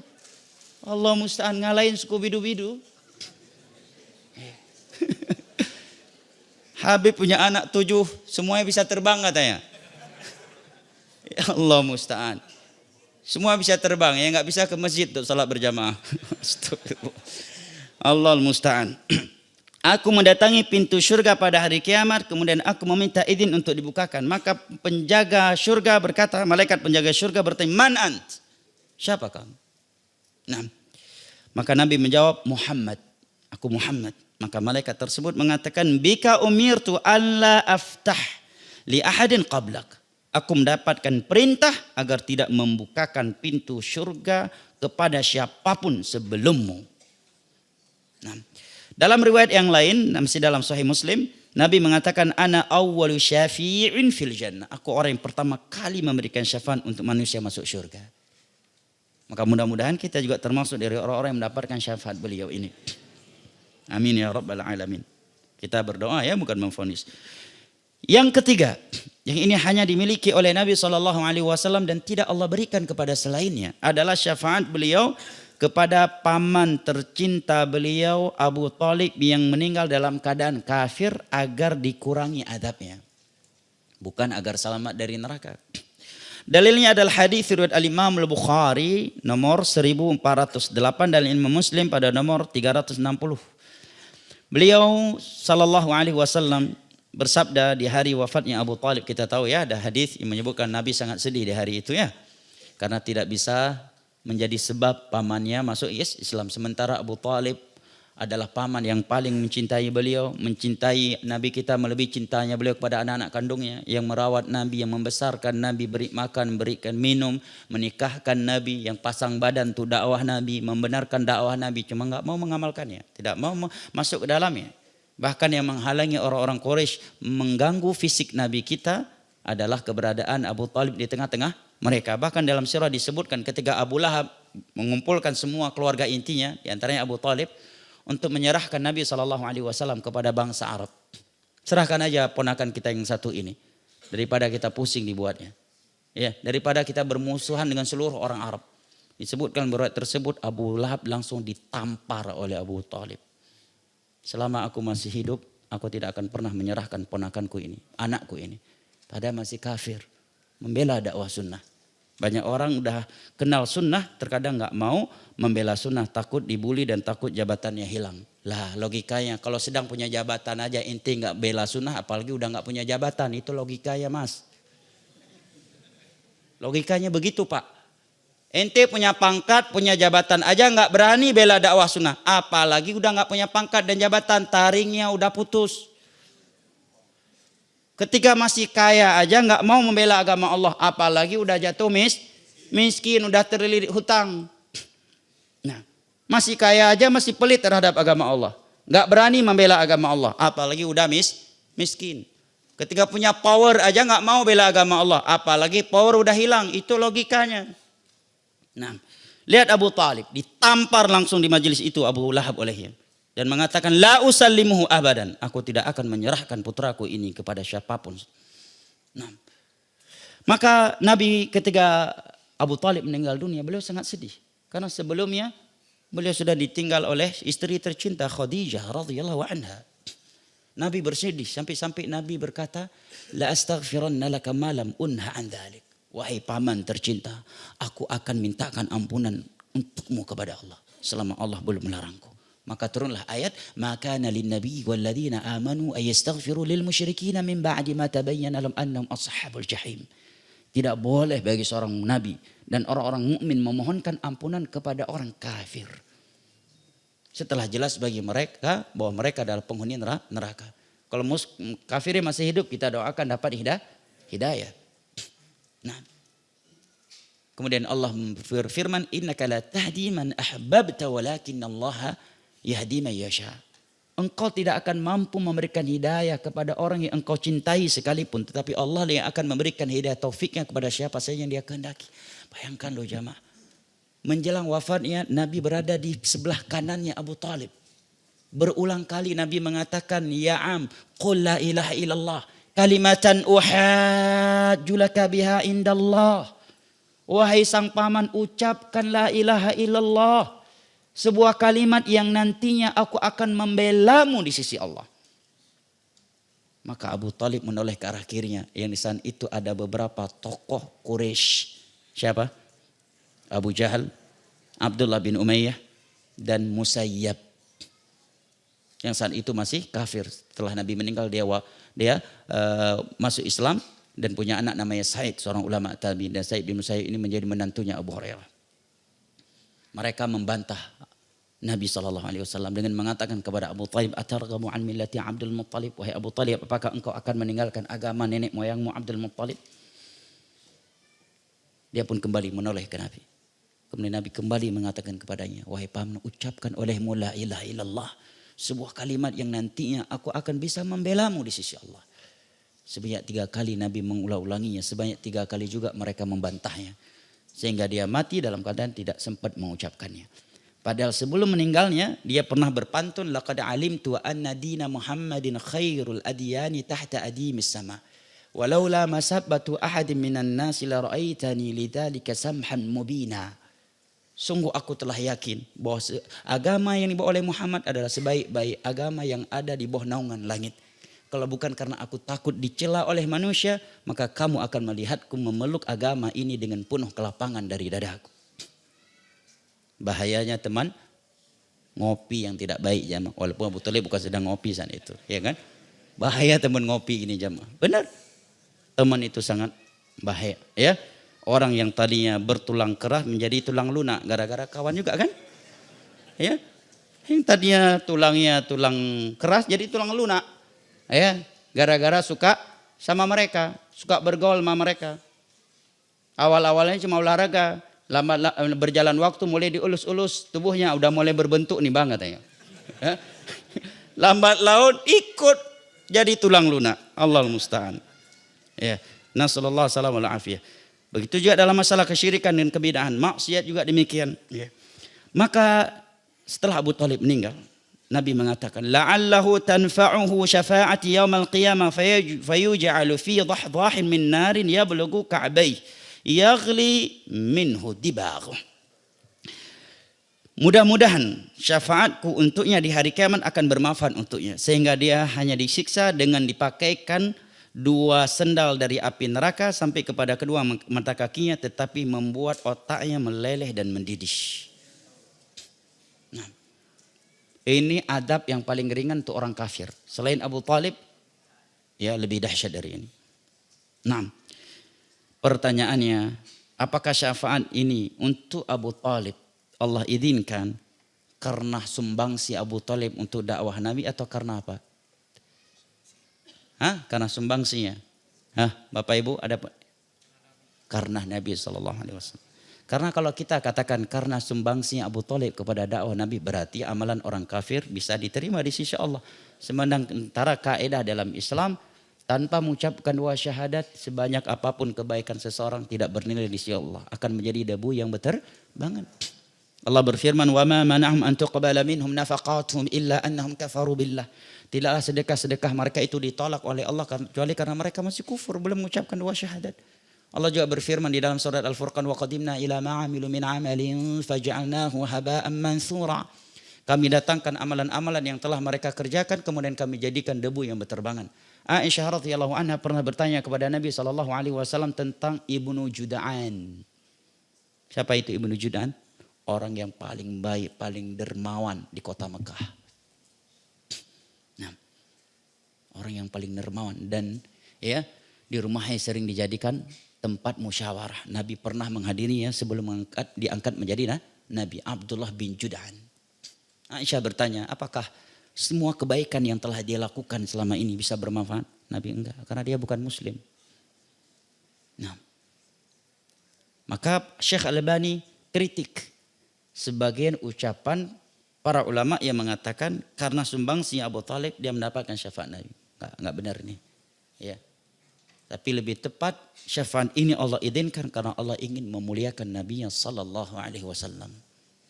Nah, baik, yang keempat, dan ini benar-benar yang terakhir ya. Syafaat yang keempat yang merupakan khusus untuk Nabi sallallahu alaihi wasallam adalah agar sebagian umatnya masuk surga tanpa hisab, dan mudah-mudahan kita termasuk dari mereka. Amin ya rabbal alamin. Sebagian ulama berdalil dengan hadis Abu Hurairah radhiyallahu anhu yang diriwayatkan oleh Al-Imam Al-Bukhari dengan nomor 4343 dan Al-Imam Muslim dengan nomor 287 dari Abu Hurairah radhiyallahu anhu. Ya. Di dalam hadis itu, hadis yang sangat panjang ya. Ketika Nabi sallallahu alaihi wasallam, Allah katakan kepada, "Ya Muhammad, irfa' ra'sak wasal tu'ta washfa' tushaffa'." Wahai Muhammad, angkat kepalamu, mintalah akan aku berikan, dan berikan syafaat akan aku izinkan. Maka Nabi mengatakan, fa'arfa'u ra'si. Aku pun mengangkat kepalaku. Fa'aqul, kemudian aku berkata, berdoa kepada Allah, ummati ya Rab, ummati ya Rab, ummati ya Rab. Umatku wahai Allah, umatku wahai Rabbku, umatku wahai Rabbku. Sebanyak 3 kali Nabi berkata demikian kepada Allah. Lihat jamaah, betapa setianya beliau terhadap kita dan betapa durjananya kita kepada beliau. 23 tahun padahal beliau sudah berdarah-darah demi kita, ya kan? 23 tahun beliau berdarah-darah demi menyelamatkan kita dari neraka Allah dan menuntun kita ke surganya. Tetapi di hari kiamat nanti beliau masih juga mengingat kita. Beliau tidak bisa menerima atau tidak ya bahagia kalau ada dari umat yang masuk neraka. Kalau kita mah udah dakwah, oke ikuti nggak ikut, nggak mau dengar tauhid sunnah, modar lu dalam neraka nanti. Kalau kita kan begitu ya kan, udah dikasih tahu masam bantah, nolak, udahlah ente jadi ahli neraka aja dah. Ini kalau kita berbeda dengan Nabi jamaah. Penduduk Taif gimana tuh? Melempari beliau dengan batu, ya kan? Udah nggak dijamu, pada bagi orang Arab aib banget. Ada tamu dari luar nggak dijamu walaupun nggak dikenal. Ini udah nggak dijamu, dikhianati, kemudian dilempari dengan batu. Bahkan dalam riwayat disebutkan tidaklah beliau dan sahabatnya mengangkat satu langkah kecuali ada batu dari kanan dan kiri yang dilemparkan kepada beliau, sehingga beliau berlumuran darah, sehingga sebagian sahabat langsung melemparkan tubuh mereka ke tubuh Nabi untuk melakukan pagar betis, ya, agar batu tidak lagi mengenai Nabi. Ketika malaikat datang mengatakan, wahai Rasulullah, aku mendapatkan perintah, kalau engkau mau maka seluruh gunung-gunung yang ada di Taif ini akan aku angkat dan aku timpakan kepada masyarakat Taif. Kalau kita yang ditawarkan, kenapa baru sekarang? Sekaliannya sak laut-lautnya. Apa jawaban Nabi? La, jangan. Inni arjullah an yukhrija min aslabihim man ya'buduhu wa la yushriku bihi syai'a, kata beliau. Jangan. Aku justru berharap dengan perbuatan mereka ini, karena doa orang yang terzalimi kan mustajab. Justru dengan perbuatan mereka ini aku meminta dan memohon kepada Allah agar Allah mengeluarkan dari tulang rusuk mereka anak keturunan yang mentauhidkan Allah dan tidak berbuat syirik. Maka sampai hari ini ulama Taif adalah ulama yang paling kuat ilmu akidah, paling kokoh tauhidnya dan paling perhatian terhadap bab tauhid. Syekh Muhammad bin Abdul Wahab dari Taif. Najd kalau sebutan dahulu. Dia sebutan sekarang ya. Ulama Najd. Syekh Muhammad bin Abdul Wahab dan anak keturunannya adalah dari Taif. Maka Nabi mengatakan Rabbku, umatku, Rabbku, umatku, Rabbku, umatku. Bahkan sebelum beliau wafat Nabi pernah bersabda dengan sebuah sabda yang membuat para sahabatnya baper. Nabi mengatakan waditu law anni raaitu ikhwani. Aduhai seandainya aku bisa melihat saudara-saudaraku. Para sahabat bertanya, wahai Rasulullah, apakah kami bukan saudara-saudaramu? Nabi menjawab, kalian para sahabatku. Tetapi yang aku maksud dengan saudara-saudaraku adalah umatku yang datang setelahku. Tetapi mau beriman kepada aku. Padahal mereka belum pernah melihatku. Lihat jamaah, kita yang penuh dosa ini yang berulang kali mengkhianati beliau. Adalah orang-orang yang membuat Nabi dahulu bercita-cita untuk melihat wajah-wajah kita ini yang siang dan malam bermaksiat kepadanya. Yang siang dan malam kita berkhianat kepada beliau. Tapi beliau mengatakan, aku berangan-angan seandainya aku bisa melihat saudara-saudaraku. Di hari kiamat juga seperti itu. Padahal beliau sudah selamat. Ya, tinggal masuk surga. Beliau mengatakan umatku wahai Rabbku, umatku wahai Rabbku, umatku wahai Rabbku. Fayuqalu, maka dikatakan kepada beliau, ya Muhammad, adkhil min ummatik man la hisab alaihim min al-babil ayman min abwabil jannah. Wahai Muhammad, silahkan engkau masukkan sebagian umatmu tanpa melewati prosesi hisab. Masukkan mereka dari pintu yang kanan dari pintu-pintu surga. Wahum syuraka'un nasi fima siwa dzalika minal abwab. Selain pintu yang kanan tersebut maka semua manusia bisa memasuki. Tapi khusus pintu ini hanya untuk mereka yang masuk surga tanpa melewati proses hisab. Dan semoga Allah Jalla wa'ala menjadikan kita dari orang-orang yang mendapatkan syafaat beliau ini. Ini 4 syafaat beliau di hari kiamat dan khusus untuk beliau. Selain ini, itu Allah berikan untuk beliau dan juga Allah izinkan untuk para malaikat, orang-orang saleh, anak-anak yang meninggal di bawah umur baligh, ya, untuk orang tua mereka, seorang mukmin dengan mukmin yang lainnya saling memberikan syafaat, ya. Tapi yang 4 ini hanya untuk Nabi sallallahu alaihi wasallam. Apa tipsnya agar kita bisa mendapatkan syafaat beliau? Tadi diterangkan oleh Imam bin Qayyim. Tunalu bi ta'ati. Hanya diperoleh dengan mentaati beliau. Dengan mentauhidkan Allah, meninggalkan syirik, ya, mengikuti sunnah beliau dan meninggalkan bid'ah. Abu Hurairah radhiyallahu an dalam riwayat Al-Imam Bukhari pernah bertanya kepada Nabi, ya Rasulullah, man as'adun nasi bi syafa'ati. Wahai Rasulullah, siapakah manusia yang paling bahagia dengan syafaatmu? Maka Nabi menjawab, ya Abu Hurairah, sungguh aku telah menduga tidak akan ada yang melemparkan pertanyaan ini kecuali engkau, karena aku melihat engkau orang yang paling semangat menuntut ilmu. Maka Nabi pun menjawab, as'adun nasi bi syafaati man qala la ilaha illallah sidqan min qalbih. Manusia yang paling bahagia dengan syafaatku di hari kiamat nanti adalah orang yang mengucapkan la ilaha illallah, mengerti maknanya, menjalankan kandungannya dan tidak melakukan pembatal-pembatalnya. Dialah orang yang paling bahagia dengan syafaatku di hari kiamat nanti. Allah Ta'ala alam bisoleh ilmu indallah. Ini pertanyaan yang tersisa di kajian kita yang terakhir. Yang ana berjanji waktu itu akan kita bacakan di kajian kali ini, ya. Saya bacakan ini dulu atau yang baru sekarang? Ana ikut perintah jamaah. Mana dulu? Yang sekarang dulu, ya. Oke.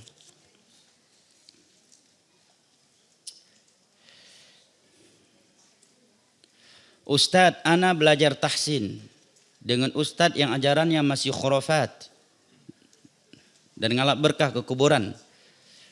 Bagaimana hukumnya ustadz kalau ana cuma belajar tahsin dengan beliau dan ana tidak ikuti ibadah sesatnya? Mungkinkah anda bisa menjaga hati untuk selamat?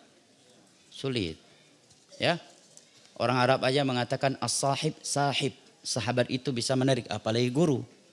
Karena secara logika seseorang itu ketika duduk bersimpuh kepada seorang guru, dia akan mengikutinya, akan condong kepadanya. Akan ada unsur cinta, akan ada unsur kepatuhan. Kalau tidak, nggak mungkin dia mau duduk di depannya, ya kan? Dan ingat al-arwahu junudun mujannadah kata Nabi. Ruh itu bagaikan pasukan militer di medan tempur. Bagaimana pasukan militer di medan tempur? Hah? Nabi mengatakan al-arwah junudun mujannadah, fama ta'arafa minha talaf wa ma tanakara minna ikhtalaf. Kalau dia melihat ada kesamaan, simbolnya sama nih. Kasih sandi bisa balas juga sandinya. Maka dia akan merapat. Nyaman dengannya. Tetapi kalau dia melihat ada perbedaan, maka dia akan menjaga jarak. Lah bagaimana seorang ahli tauhid bisa nyaman duduk bersimpu dengan orang yang khurafat? Apalagi dikhawatirkan di sela-sela tahsin dia sampaikan dongeng-dongeng khurafatnya. Ya kan? Kecuali maka lebih baik ya kalau bisa kalau mau buat aturan sama beliau. Saya akan belajar tafsir sama Ustadz, Pak Kiai, tapi Pak Kiai setelah ngajar tafsir, belajar tauhid sama aneh, gantian. Ini boleh? Ya? Buat syarat begitu, saya belajar Kiai tafsir sama Ustadz, setelah ini 20 menit setelah tafsir, Ustadz belajar tauhid sama ana, biar nggak jadi khurafat kayak sekarang ini. Nah, berani? Dan alhamdulillah guru tahsin banyak di dunia ini, baik offline maupun online. Tahsin itu bisa secara offline dan bisa dengan online juga, buka YouTube, banyak pelajaran-pelajaran tahsin, ambil modulnya ya. Dan walillahil hamdu wal minnah, bukan kondisi darurat karena agama adalah darah daging kita jamaah. Ya, adalah darah daging kita. Saya kira dalil-dalil dari Al-Qur'an dan As-Sunnah yang menerangkan kepada kita betapa besarnya pengaruh orang dekat, teman duduk terhadap agama kita adalah sesuatu yang telah diketahui bersama oleh kita. Ya. Maka orang Arab juga mengatakan manjalas janas. Nah, ini agak unik memang ucapannya. Manjalas janas. Barang siapa yang duduk dia akan gila. Maksudnya kalau dia duduk mau orang gila akan ikut gila juga dia. Manjalas janas. Minimal jamaah. Dia sudah mensepelekan khurafat dan kesyirikan itu. Minimal dia sudah menganggap itu hal yang sepele.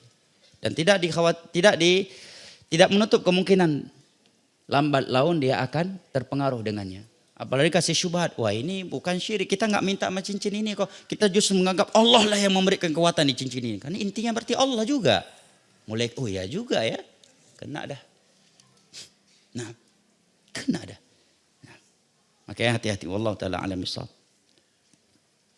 Selain berdoa, pada waktu-waktu yang disyariatkan, atau waktu-waktu mustajab, dikabulkan doa. Apakah berdoa setelah salat, setelah salam disyariatkan juga? Berdoa secara umum ada waktu-waktu dan tempat-tempat yang telah dikhususkan ya. Namun secara umum doa adalah ibadah yang tidak dibatasi dengan tempat dan waktu.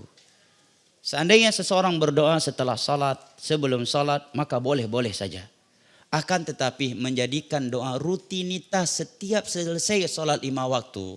Dia jadikan rutinitas sehingga itu menjadi seakan wirid yang anjurkan secara khusus setelah salat 5 waktu. Ini dikatakan oleh para ulama menjadi bid'ah. Ya, karena setelah salat 5 waktu sudah ada doa dan zikir-zikirku khusus. Astaghfirullah 3 kali. Allahumma anta salam wa minkas salam tabarakta ya dzal jalali wal ikram la ilaha illallah wahdahu la syarika sampai akhirnya kan. Kemudian subhanallah 33 kali atau 11 kali, alhamdulillah 33 kali atau 11 kali, Allahu akbar 33 kali atau 11 kali, ada riwayatnya juga. Kemudian la ilaha illallah wahdahu la syarika la lahul mulku wa lahul hamdu wa huwa ala kulli syai'in qadir. Kemudian ayat kursi, kemudian 3 kul kan mengandung doa juga. Khusus pada maghrib dan subuh sebagian ulama mensahihkan riwayat la ilaha illallah wahdahu la syarika la lahul mulku wa lahul hamdu yuhyi wa yumiitu wa huwa ala kulli syai'in qadir 10 kali. Sebagian ulama mendhaifkan riwayatnya. Pada salat subuh demi membaca doa dalam riwayat Imam Ibnu Majah dari Ummu Salamah radhiyallahu anha, Allahumma inni as'aluka ilman nafi'an wa rizqan thayyiban wa amalan mutaqabbala. Tapi kalau mengkhususkan doa panjang setiap selesai salat 5 waktu, ini sudah mengkhususkan suatu ibadah di waktu dan tempat yang khusus, maka membutuhkan dalil yang khusus. Adapun firman Allah fa idza faragta fansab, maka ini bukan dalil untuk ya berdoa setelah salat. Tetapi ini dalil agar seorang muslim setiap selesai dari suatu aktivitas dia mencari aktivitas yang lainnya yang bermanfaat buat dunia dan agamanya. Wallahu taala alam bissawab, wal ilmu indallah. Ini bertanya, apakah surat Al-Waqiah atau surat Al-Mulk dibacanya di malam hari baik di dalam salat atau tidak di dalam salat? Terkait Al-Waqiah ana la adri. Saya tidak tahu. Saya tidak tahu bukan berarti tidak ada dalilnya. Saya tidak tahu. La adri. Terkait surah Al-Mulk memang sebagian ulama mensahihkan riwayatnya. Barang siapa yang membacanya di malam hari, maka akan terjaga dari adab kubur ya. Dan malam hari di dalam bahasa agama ini dari semenjak terbenamnya matahari hingga masuknya waktu salat subuh. Nah, kapanpun dan dimanapun dia membacanya maka dia telah mengamalkan hadis ini. Wallahu a'lam bishawab, wal ilmu indallah. Apakah boleh seorang laki-laki dia yang mengumandangkan adzan dan dia juga yang iqamah dan dia juga yang imam, paket lengkap ini ya, dan paket hemat untuk DKI masjid biar nggak terlalu banyak pengeluaran. Astagfirullah. Ya kalau dikatakan boleh maka boleh ya, nggak ada larangannya. Tapi secara afdal ya muadzin itu berbeda dengan imam.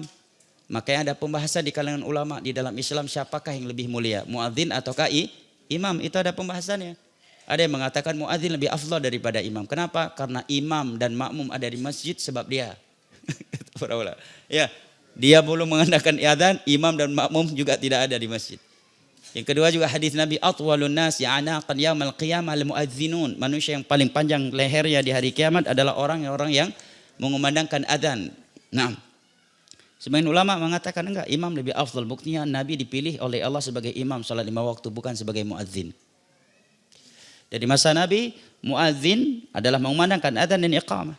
Kemudian Nabi SAW menjadi imam. Bahkan ketika Nabi berhalangan dalam Sahih Bukhari disebutkan Bilal mendatangi Abu Bakar. Wahai Rasulullah, Nabi ini terlambat karena sedang menamaikan pertikaian yang terjadi di antara sebagian sahabat saat itu. Maka Bilal berkata kepada Abu Bakar atau salli bin nas, maukah kamu menggantikan Nabi menjadi imam?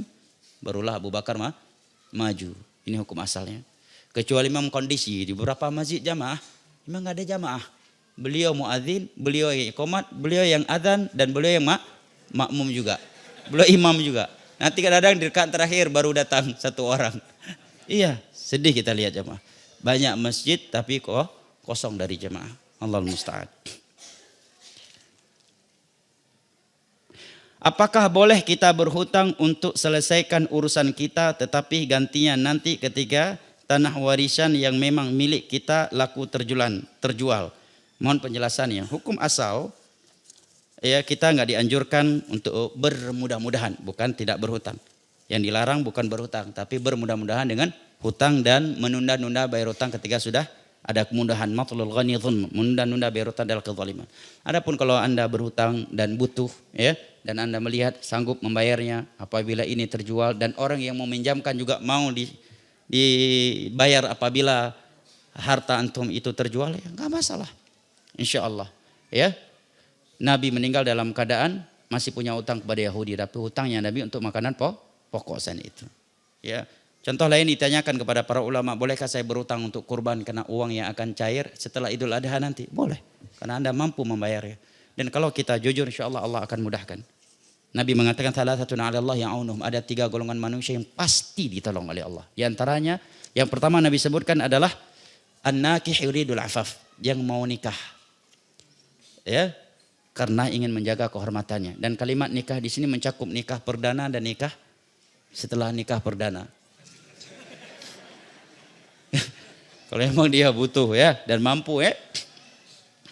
Nah, yang kedua Nabi mengatakan ad-da'in yuridul ada, orang yang berhutang dan dia jujur akan melunasi hutangnya itu. Nah, makanya orang rata-rata yang bermain mau utang nggak lunas hutangnya. Emang dari awal udah nggak benar niatnya ya kan? Utang sini ya untuk lunasi utang sana lagi untuk nutupi ini lagi sampai datang sakaratul maut belum lunas. Ya. Yang keempat adalah budak yang jujur ingin membebaskan dirinya dari majikannya. Wallahu a'lam. Lebih utama mana kita berkurban atau membayarkan utang anak kita? Yang pertama barakallahu fik, utang orang lain yang wajib membayarnya adalah orang lain walaupun itu anak kita. Kecuali dia masih di dalam pengawasan dan pengasuhan kita. Nah, seandainya Anda berkorban dan dia belum membayar hutang, maka ya Anda tidak berdosa. Tetapi pertanyaan manakah yang lebih afdal? Dilihat maslahat dan mafsadahnya. Oke? Dilihat yang pertama dari sisi hukum kurban. Ulama ada 2 pendapat tentang hukum kurban, wajib dan sunnah muakkadah. Kalau Anda menganggapnya wajib, maka lebih afdal bayar korban dulu. Ya karena hutang masih bisa ditunda waktunya. Ya kan, walaupun pemilik hutang mungkin agak marah-marah dikit. Tapi kalau Anda berpendapat kurban adalah sunnah muakkadah, sementara si anak terancam dengan bui, ya, terancam nyawanya, kehormatannya, kalau tidak langsung dibayar hutangnya, maka tentunya lebih baik bayarin dulu hutang dia, ya kemudian Anda hutang lagi ke orang lain untuk kurban apabila diprediksi ada uang yang cair setelah Idul Adha. Nah, harus semangat jamaah untuk kurban karena orang masya Allah ya, kalau untuk kurban nggak ada uang, tapi untuk gudang haram ada uangnya. Ya kan, rokok sebulan ada yang 3 juta loh habisnya. Satu bungkus rokok paling murah berapa harganya? Berapa? 30.000. Kok tahu antum? Hah? Banyak baca. 30.000 kalau sehari satu bungkus, sebulan berapa? 900 kali setahun? Ya. 9 juta. Sudah 2 ekor kambing. Ya. Betul enggak? Sudah 2 ekor kambing. Ibu-ibu untuk skincare berapa sebulan? Berapa Bu? Habisnya? 500.000 kali setahun? 6 juta, 2 ekor kambing juga. Ya kan? Banyak orang nggak mau berkorban ya, bukan tidak mampu. Kalau mau, Anda pernah baca berita di salah satu kabupaten di Jawa Barat ya. Mereka punya program dari ketua desa begitu. Tiap hari nabung berapa perak, berapa ribu rupiah gitu. Sehingga setiap tahun per orang kurban di situ. Nah, luar biasa. Ya, satu hari kita butuh nabung 20 sampai 30.000 jamaah. Nah, dan cikal bakal korban apa jamaah? Penyembelihan Nabi Ibrahim terhadap Ismail. Itu cikal bakal korban. Tapi Allah Maha sayang kepada umatnya, kepada hamba-hambanya. Begitu Nabi Ibrahim sudah menjatuhkan Ismail dan pisaunya hampir menyentuh lehernya Ismail, Allah memanggil Nabi Ibrahim, an saddaqta ru'ya. Wahai Ibrahim, kamu sudah merealisasikan sumpahmu. Tinggalkan Ismail wa fadainahu bidhibhin azim. Kami gantikan dengan domba yang sangat besar. Nah, bayangkan kalau Nabi Ismail jadi disembelih saat itu. Mungkin tiap tahun korban kita seorang anak. Kalau anaknya 10 berarti tahun ke-10 udah habis anaknya. Alhamdulillah enggak, bukan anak yang Allah minta, cuma kambing, domba, 1/7 dari sapi atau onta. Itu pun kalau kita mampu.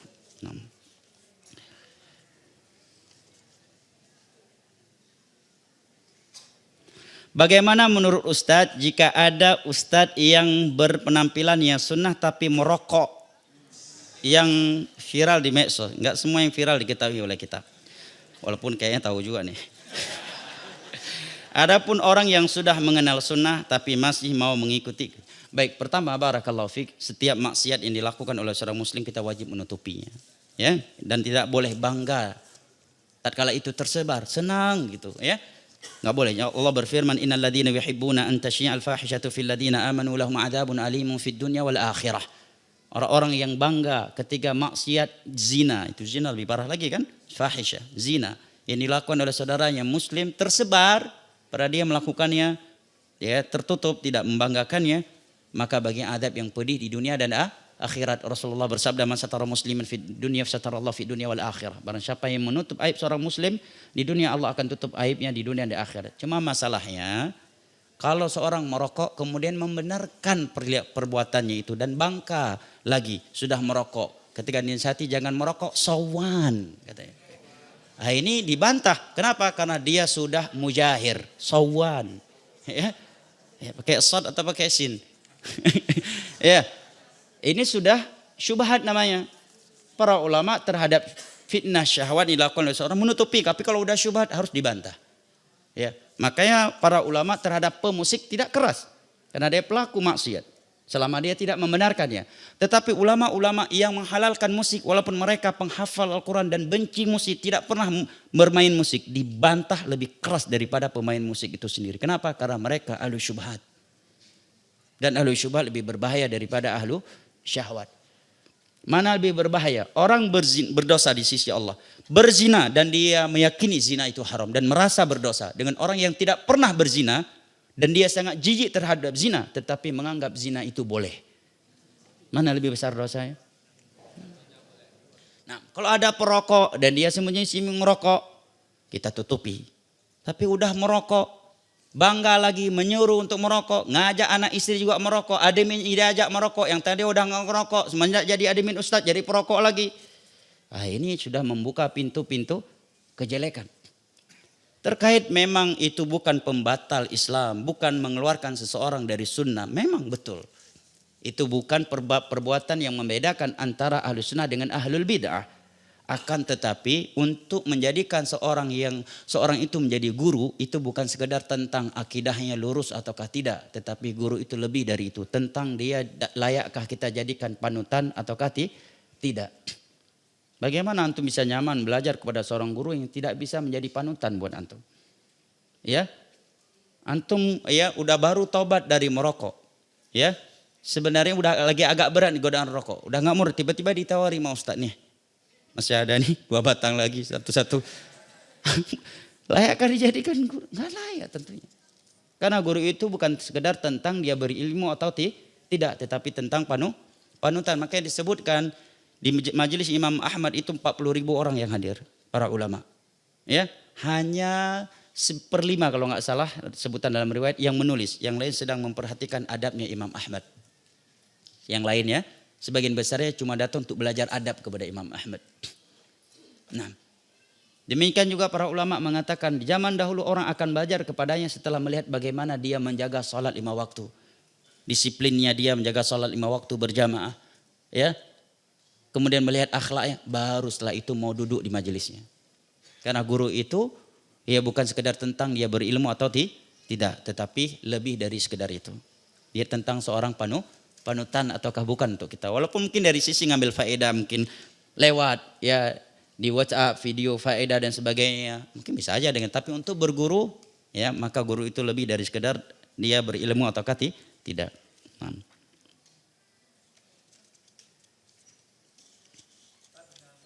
Nah, lewat kertas saya tulis aja. Barakallahu. Ana pernah atau boleh juga kalau memang sulit. Silakan. Ya, pertanyaannya. Assalamualaikum Ustaz. Waalaikumsalam warahmatullahi. Kita kan tadi katanya menuntut ilmu itu adalah jalan ke surga. Nah. Di Jakarta ini kan kajian banyak Ustaz, macam-macam. Ada yang sunnah, ada akidah, ada tematik gitu kan Ustaz. Nah. Prioritas kita itu apa Ustaz? Yang pertama yang kita harus pelajari itu apa? Terus selanjutnya itu apa yang kita pelajari bila kita itu menuntut ilmu itu lurus Ustaz. Sesuai dengan Ustaz itu Ustaz. Baik, pertanyaan cukup bagus ya Ustaz. Tentang tahapan menuntut ilmu ya. Memang tidak ada metode menuntut ilmu agama yang lebih bagus daripada metode ulama salaf kita dahulu. Ada bait syair bagus yang disebutkan oleh sebagian ulama menjelaskan metode ulama salaf dahulu di dalam menuntut ilmu agama. Ma aktsara al-ilma wa ma awsa'ah. Man dhal ladzi yaqdiru an yajma'ah. Fa in kunta la budda minhu fa'ila faltamis ahsanah. Sungguh ilmu ini sangat luas dan sangat banyak. Tidak ada yang mampu mengumpulkan keseluruhan ilmu. Tetapi karena kamu harus menuntut ilmu agama, maka pelajarilah yang paling penting terdahulu. Pertama, pelajari makna la ilaha illallah. Kandungannya, konsekuensinya, pembatal-pembatalnya. Makna asyhadu anna Muhammadan abduhu wa rasuluh, konsekuensinya. Kemudian salat, terkait syurut salat dari wudu, taharah dan sebagainya, arkanus salah, wajibat salat, sunanus salah, kapan sujud sahwi, bagaimana cara sujud sahwi. Ya arkanul Islam, kemudian arkanul iman. Ini yang paling penting terlebih dahulu. Kemudian belajar dari bawah lagi ya, belajar tahsin kalau belum bisa baca Al-Quran. Karena mohon maaf banyak dari teman-teman yang udah lama ngaji, Anda lihat belum pandai baca Al-Quran. Bahkan sebagian teman-teman adalah admin ustadz. Ya, akrab dengan ustadz kibar. Tapi baca Al-Quran ya belum bisa. Ya, belum bisa, panjang pendeknya, tebal tipis ini. Ya, tidak etis seperti itu kan. Al-Quran loh, firman Allah. Ya, warattilil Qur'ana tartila. Belajar tahsin dari bawah, ya. Oleh karenanya, ya seorang yang belajar dengan tahapan-tahapan yang seperti itu biasanya lebih istiqamah ketimbang orang yang begitu hijrah, apalagi kalau dia public figure, hijrah langsung jadi moderator kajian, kemudian cuma kajian-kajian umum, ini sangat berbahaya. Karena khawatir dia akan kena ujub. Karena apa? Ketika pembahasan hijrah dan dia menjadi moderatornya dan sebagai contohnya, secara tidak langsung dia sudah menganggap dirinya sebagai hijrah percontohan. Kalau akidahnya belum kuat, dikhawatirkan. Memang sebagian ulama mengatakan boleh, Syekh Utsaimin menyebutkan boleh seseorang menceritakan masa lalu yang buruk kepada manusia dengan niat agar memotivasi mereka. Selama bukan maksiat yang menghilangkan kehormatannya. Ada ucapan Syekh Utsaimin dalam syarah kitab Syarah Ar-Riqaq Sahih Bukhari. Tapi seorang hendaknya melihat dirinya. Kira-kira kuat enggak hatinya? Ya. Kuat enggak dia untuk tidak ujub? Ya. Makanya belajar dengan tahapan-tahapan dari bawah, insyaallah akan lebih istiqamah. Wallahu taala alam bisawab. Ana pernah mendengar bahwa setelah pemberian syafaat masih ada pertimbangan untuk yang berbuat zalim. Jika demikian, bukankah berarti syafaatnya percuma? Mohon penjelasan. Na'am al-qantarah, ya, setelah melewati as-sirat. Itu antara muslim dengan muslim yang lainnya, apabila dia melakukan kezaliman kepada yang lain akan dikisos dengan Allah, ambil pahala ibadahnya atau dosa-dosa korban kezaliman diberikan kepadanya. Apakah ini menunjukkan berarti syafaat tidak bermanfaat? Tentu tidak. Ya, bisa jadi sebab syafaat tadi maka korban kezalimannya itu tidak lagi menuntut kisos kepadanya. Ya kan? Mungkin saja. Nah, wallahu taala alam bisawab, ilmu inallah.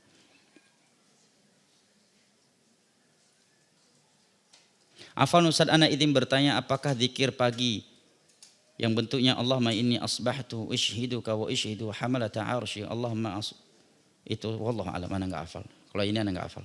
La adri. Bagaimana anak hasil zina nasabnya, warisnya? Jawabannya besar dan berat. Ada dua pendapat di kalangan ulama. Ya. Ada dua pendapat di kalangan ulama. Ya, pendapat yang pertama mengatakan tidak dinasabkan kepada ayah biologisnya, tetapi dinasabkan kepada ibunya. Karena hadis al-waladu lil firash walil ahiril hajar dalam as-sahih. Anak itu untuk dua pasangan suami istri yang menikah syar'i dan yang mengaku telah berzina dengannya adalah batu. Maksudnya dirajam kalau dia udah nikah. Adapun hadis yang berbunyi anak zina hanya dinasabkan kepada ibunya, sepakat ulama itu hadis yang dhaif. Ini pendapat yang pertama. Pendapat yang kedua menyatakan tetap dinisbatkan kepada ayah biologisnya. Ya. Ke ayah biologisnya. Kalau itu dipastikan dan tidak diragukan dari airnya. Kenapa? Yang pertama, Syekh Utsaimin katakan tidak ada dalil sahih dan sharih. Sahih dan jelas sisi pendalilannya yang menafikan anak zina itu tidak dinisbatkan kepada ayahnya. Adapun hadis tadi, anak itu dua pasangan suami istri yang menikah dan untuk yang mengaku telah berzina batu baginya, itu ada sebabnya. Saat itu Nabi bersabda demikian, yaitu ada dua pasangan suami istri dan mereka punya anak. Datanglah seorang laki-laki lain yang mengaku itu ponakanku karena ini dulu pernah berhubungan dengan abangku yang telah meninggal dunia sebelum di masa jahiliyah, dan memang mirip dengan dia. Tapi Nabi tetapkan untuk dua pasangan suami istri karena secara asal anak yang berada di antara dua pasangan suami istri dan dia lahir bukan di bawah 6 bulan setelah menikah, maka ditetapkan untuk mereka. Kecuali ya belum sampai 6 bulan nikah udah lahir anaknya. Ini nggak mungkin. Ya, setelah menikah. Karena nggak mungkin anak bisa lahir di bawah 6 bulan. Yang kedua alasan Syekh Utsaimin, secara kauniyah itu anaknya dari airnya. Apabila secara syar'i tidak ada yang menafikannya, maka secara kauni itu air dari dia. Yang ketiga kata Syekh Utsaimin, beliau berdalil di masa Umar anak-anak yang lahir di luar pernikahan yang syar'i masa jahiliyah mereka dinisbatkan ke ayah-ayah mereka oleh Umar bin Khattab radhiyallahu di masa khilafahnya. Alasan yang keempat kata Syekh Utsaimin, kalau dikatakan dia tidak dinisbatkan kepada ayahnya itu, maka akan hancur dunia dan agamanya. Dan kaidah-kaidah umum Islam tidak mungkin membiarkan ini. Bayangkan seorang anak di tengah-tengah masyarakat punya ibu nggak punya ayah. Ya mau nikah nggak ada wali, sekolah nggak ada ayah, semua orang manggil dia anak zina dan sebagainya. Dia akan menanggung beban ini tidak mungkin dibenarkan oleh kaidah-kaidah umum dari kaidah-kaidah rahmat Islam. Alasan lainnya juga kata Syekh Utsaimin, kalau demikian hukumnya ini akan mencegah orang-orang kafir masuk Islam. Karena banyak dari mereka udah punya anak sebelum menikah, pacaran kemudian baru menikah. Setelah itu baru mau masuk Islam. Ya atau dia masuk Islam sebelum menikah, agak berat, akan menghalangi mereka untuk masuk Islam. Maka Syekh Utsaimin termasuk dari ulama yang berpendapat dengan pendapat yang kedua. Sebelumnya Ibnu Taimiyah, Ibnu Qayyim dan beberapa ulama lainnya sebelum mereka. Ini masalah khilaf yang muktabar di kalangan ulama. Namun Meskipun seandainya kita menguatkan pendapat yang kedua ini, bukan berarti ini memberikan angin segar dan meremeh-temehkan dosa zina. Tentunya tidak. Dosa zina adalah dosa yang tetap kita sampaikan, dosa yang sangat berbahaya ya. Karena Nabi menyebutkan ketika beliau di Mi'raj kan diperlihatkan orang yang berzina itu diadab di alam kubur, belum di hari kiamat. Dimasukkan ke dalam wajan yang berisikan air minyak yang mendidih, kemudian dicelupkan dalam telanjang dengan orang-orang yang dahulu dia berzina dengan dia. Kalau mati belum bertobat tentunya.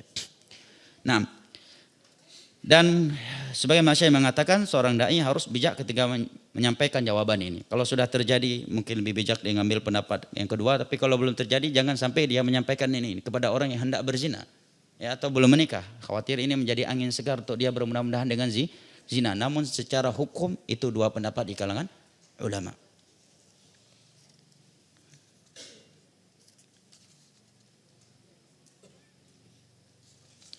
Cukup jamaah ya. Berarti pertanyaan yang sebelum Ramadan kebawa lagi nih. Bulan depan ya, ibu-ibu ya. Hah? Boleh ya? Baik. InsyaAllah. Mudah-mudahan Allah Jalla wa'ala memberikan manfaat untuk kita semua dari kajian hari ini. Dan mudah-mudahan kita semua berhak mendapatkan izin untuk mendapatkan syafaat setelah kajian aja. Mendapat syafaat. Oh iya, warisnya itu tadi, dua pendapat tadi. Kalau dia mengambil pendapat yang bukan ayahnya berarti nggak mau waris, nggak boleh jadi mahram, nggak boleh jadi wali nikah. Tapi kalau dia ambil pendapat yang kedua, maka yasbut, ya dia mengambil hukum, semua hukum terkait antara ayah dan anak. Barakallahu fik.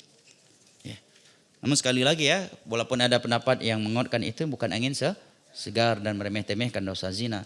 Ya terkadang memang kondisi ada seorang pernah datang pada anak seorang ikhwan ya dekat sama anak, tapi anak terkejut, Ustaz anak mau ngomong nih dengan lama gitu, tiba-tiba air matanya keluar, istrinya juga keluar, anak saya yang pertama ini ya perempuan lagi kan ini, tapi anaknya nggak dihadirkan saat itu ya, hasil dari hubungan kami sebelum menikah. Kita kasih pendapat yang pertama, bisa bunuh diri ini anak ya kan, bisa bunuh diri. Nah, ini dua pendapat yang Syekh Utsaimin termasuk yang menguatkan pendapat yang kedua. Namun sekali lagi bukan angin segar, bukan untuk meremeh-temehkan dosa zina. Itu beda hal, beda lagi pembahasannya. Cukup Bang? Ada lagi Bang? Baik. Mudah-mudahan Allah yang telah mengumpulkan kita di rumah yang mulia ini kembali mengumpulkan kita semua di dalam syurganya pada hari kiamat kala ma'an nabiyyin wasiddiqin wasyuhada'i wassalihin wa hasuna ulaika rafiqa. Dan mudah-mudahan tidak ada di antara kita yang datang dalam keadaan sakit kecuali Allah sembuhkan, dan tidak ada yang terlilit hutang kecuali Allah lunaskan hutangnya, dan tidak ada dari teman-teman yang datang dalam keadaan masih sebagai jomblo dan single senior kecuali Allah anugerahkan untuknya suami atau istri yang saleh atau salihah. Amin ya rabbal alamin. Subhanakallahumma wa bihamdik asyhadu an la ilaha illa anta astaghfiruka wa atubu ilaik. Wassalamualaikum warahmatullahi wabarakatuh.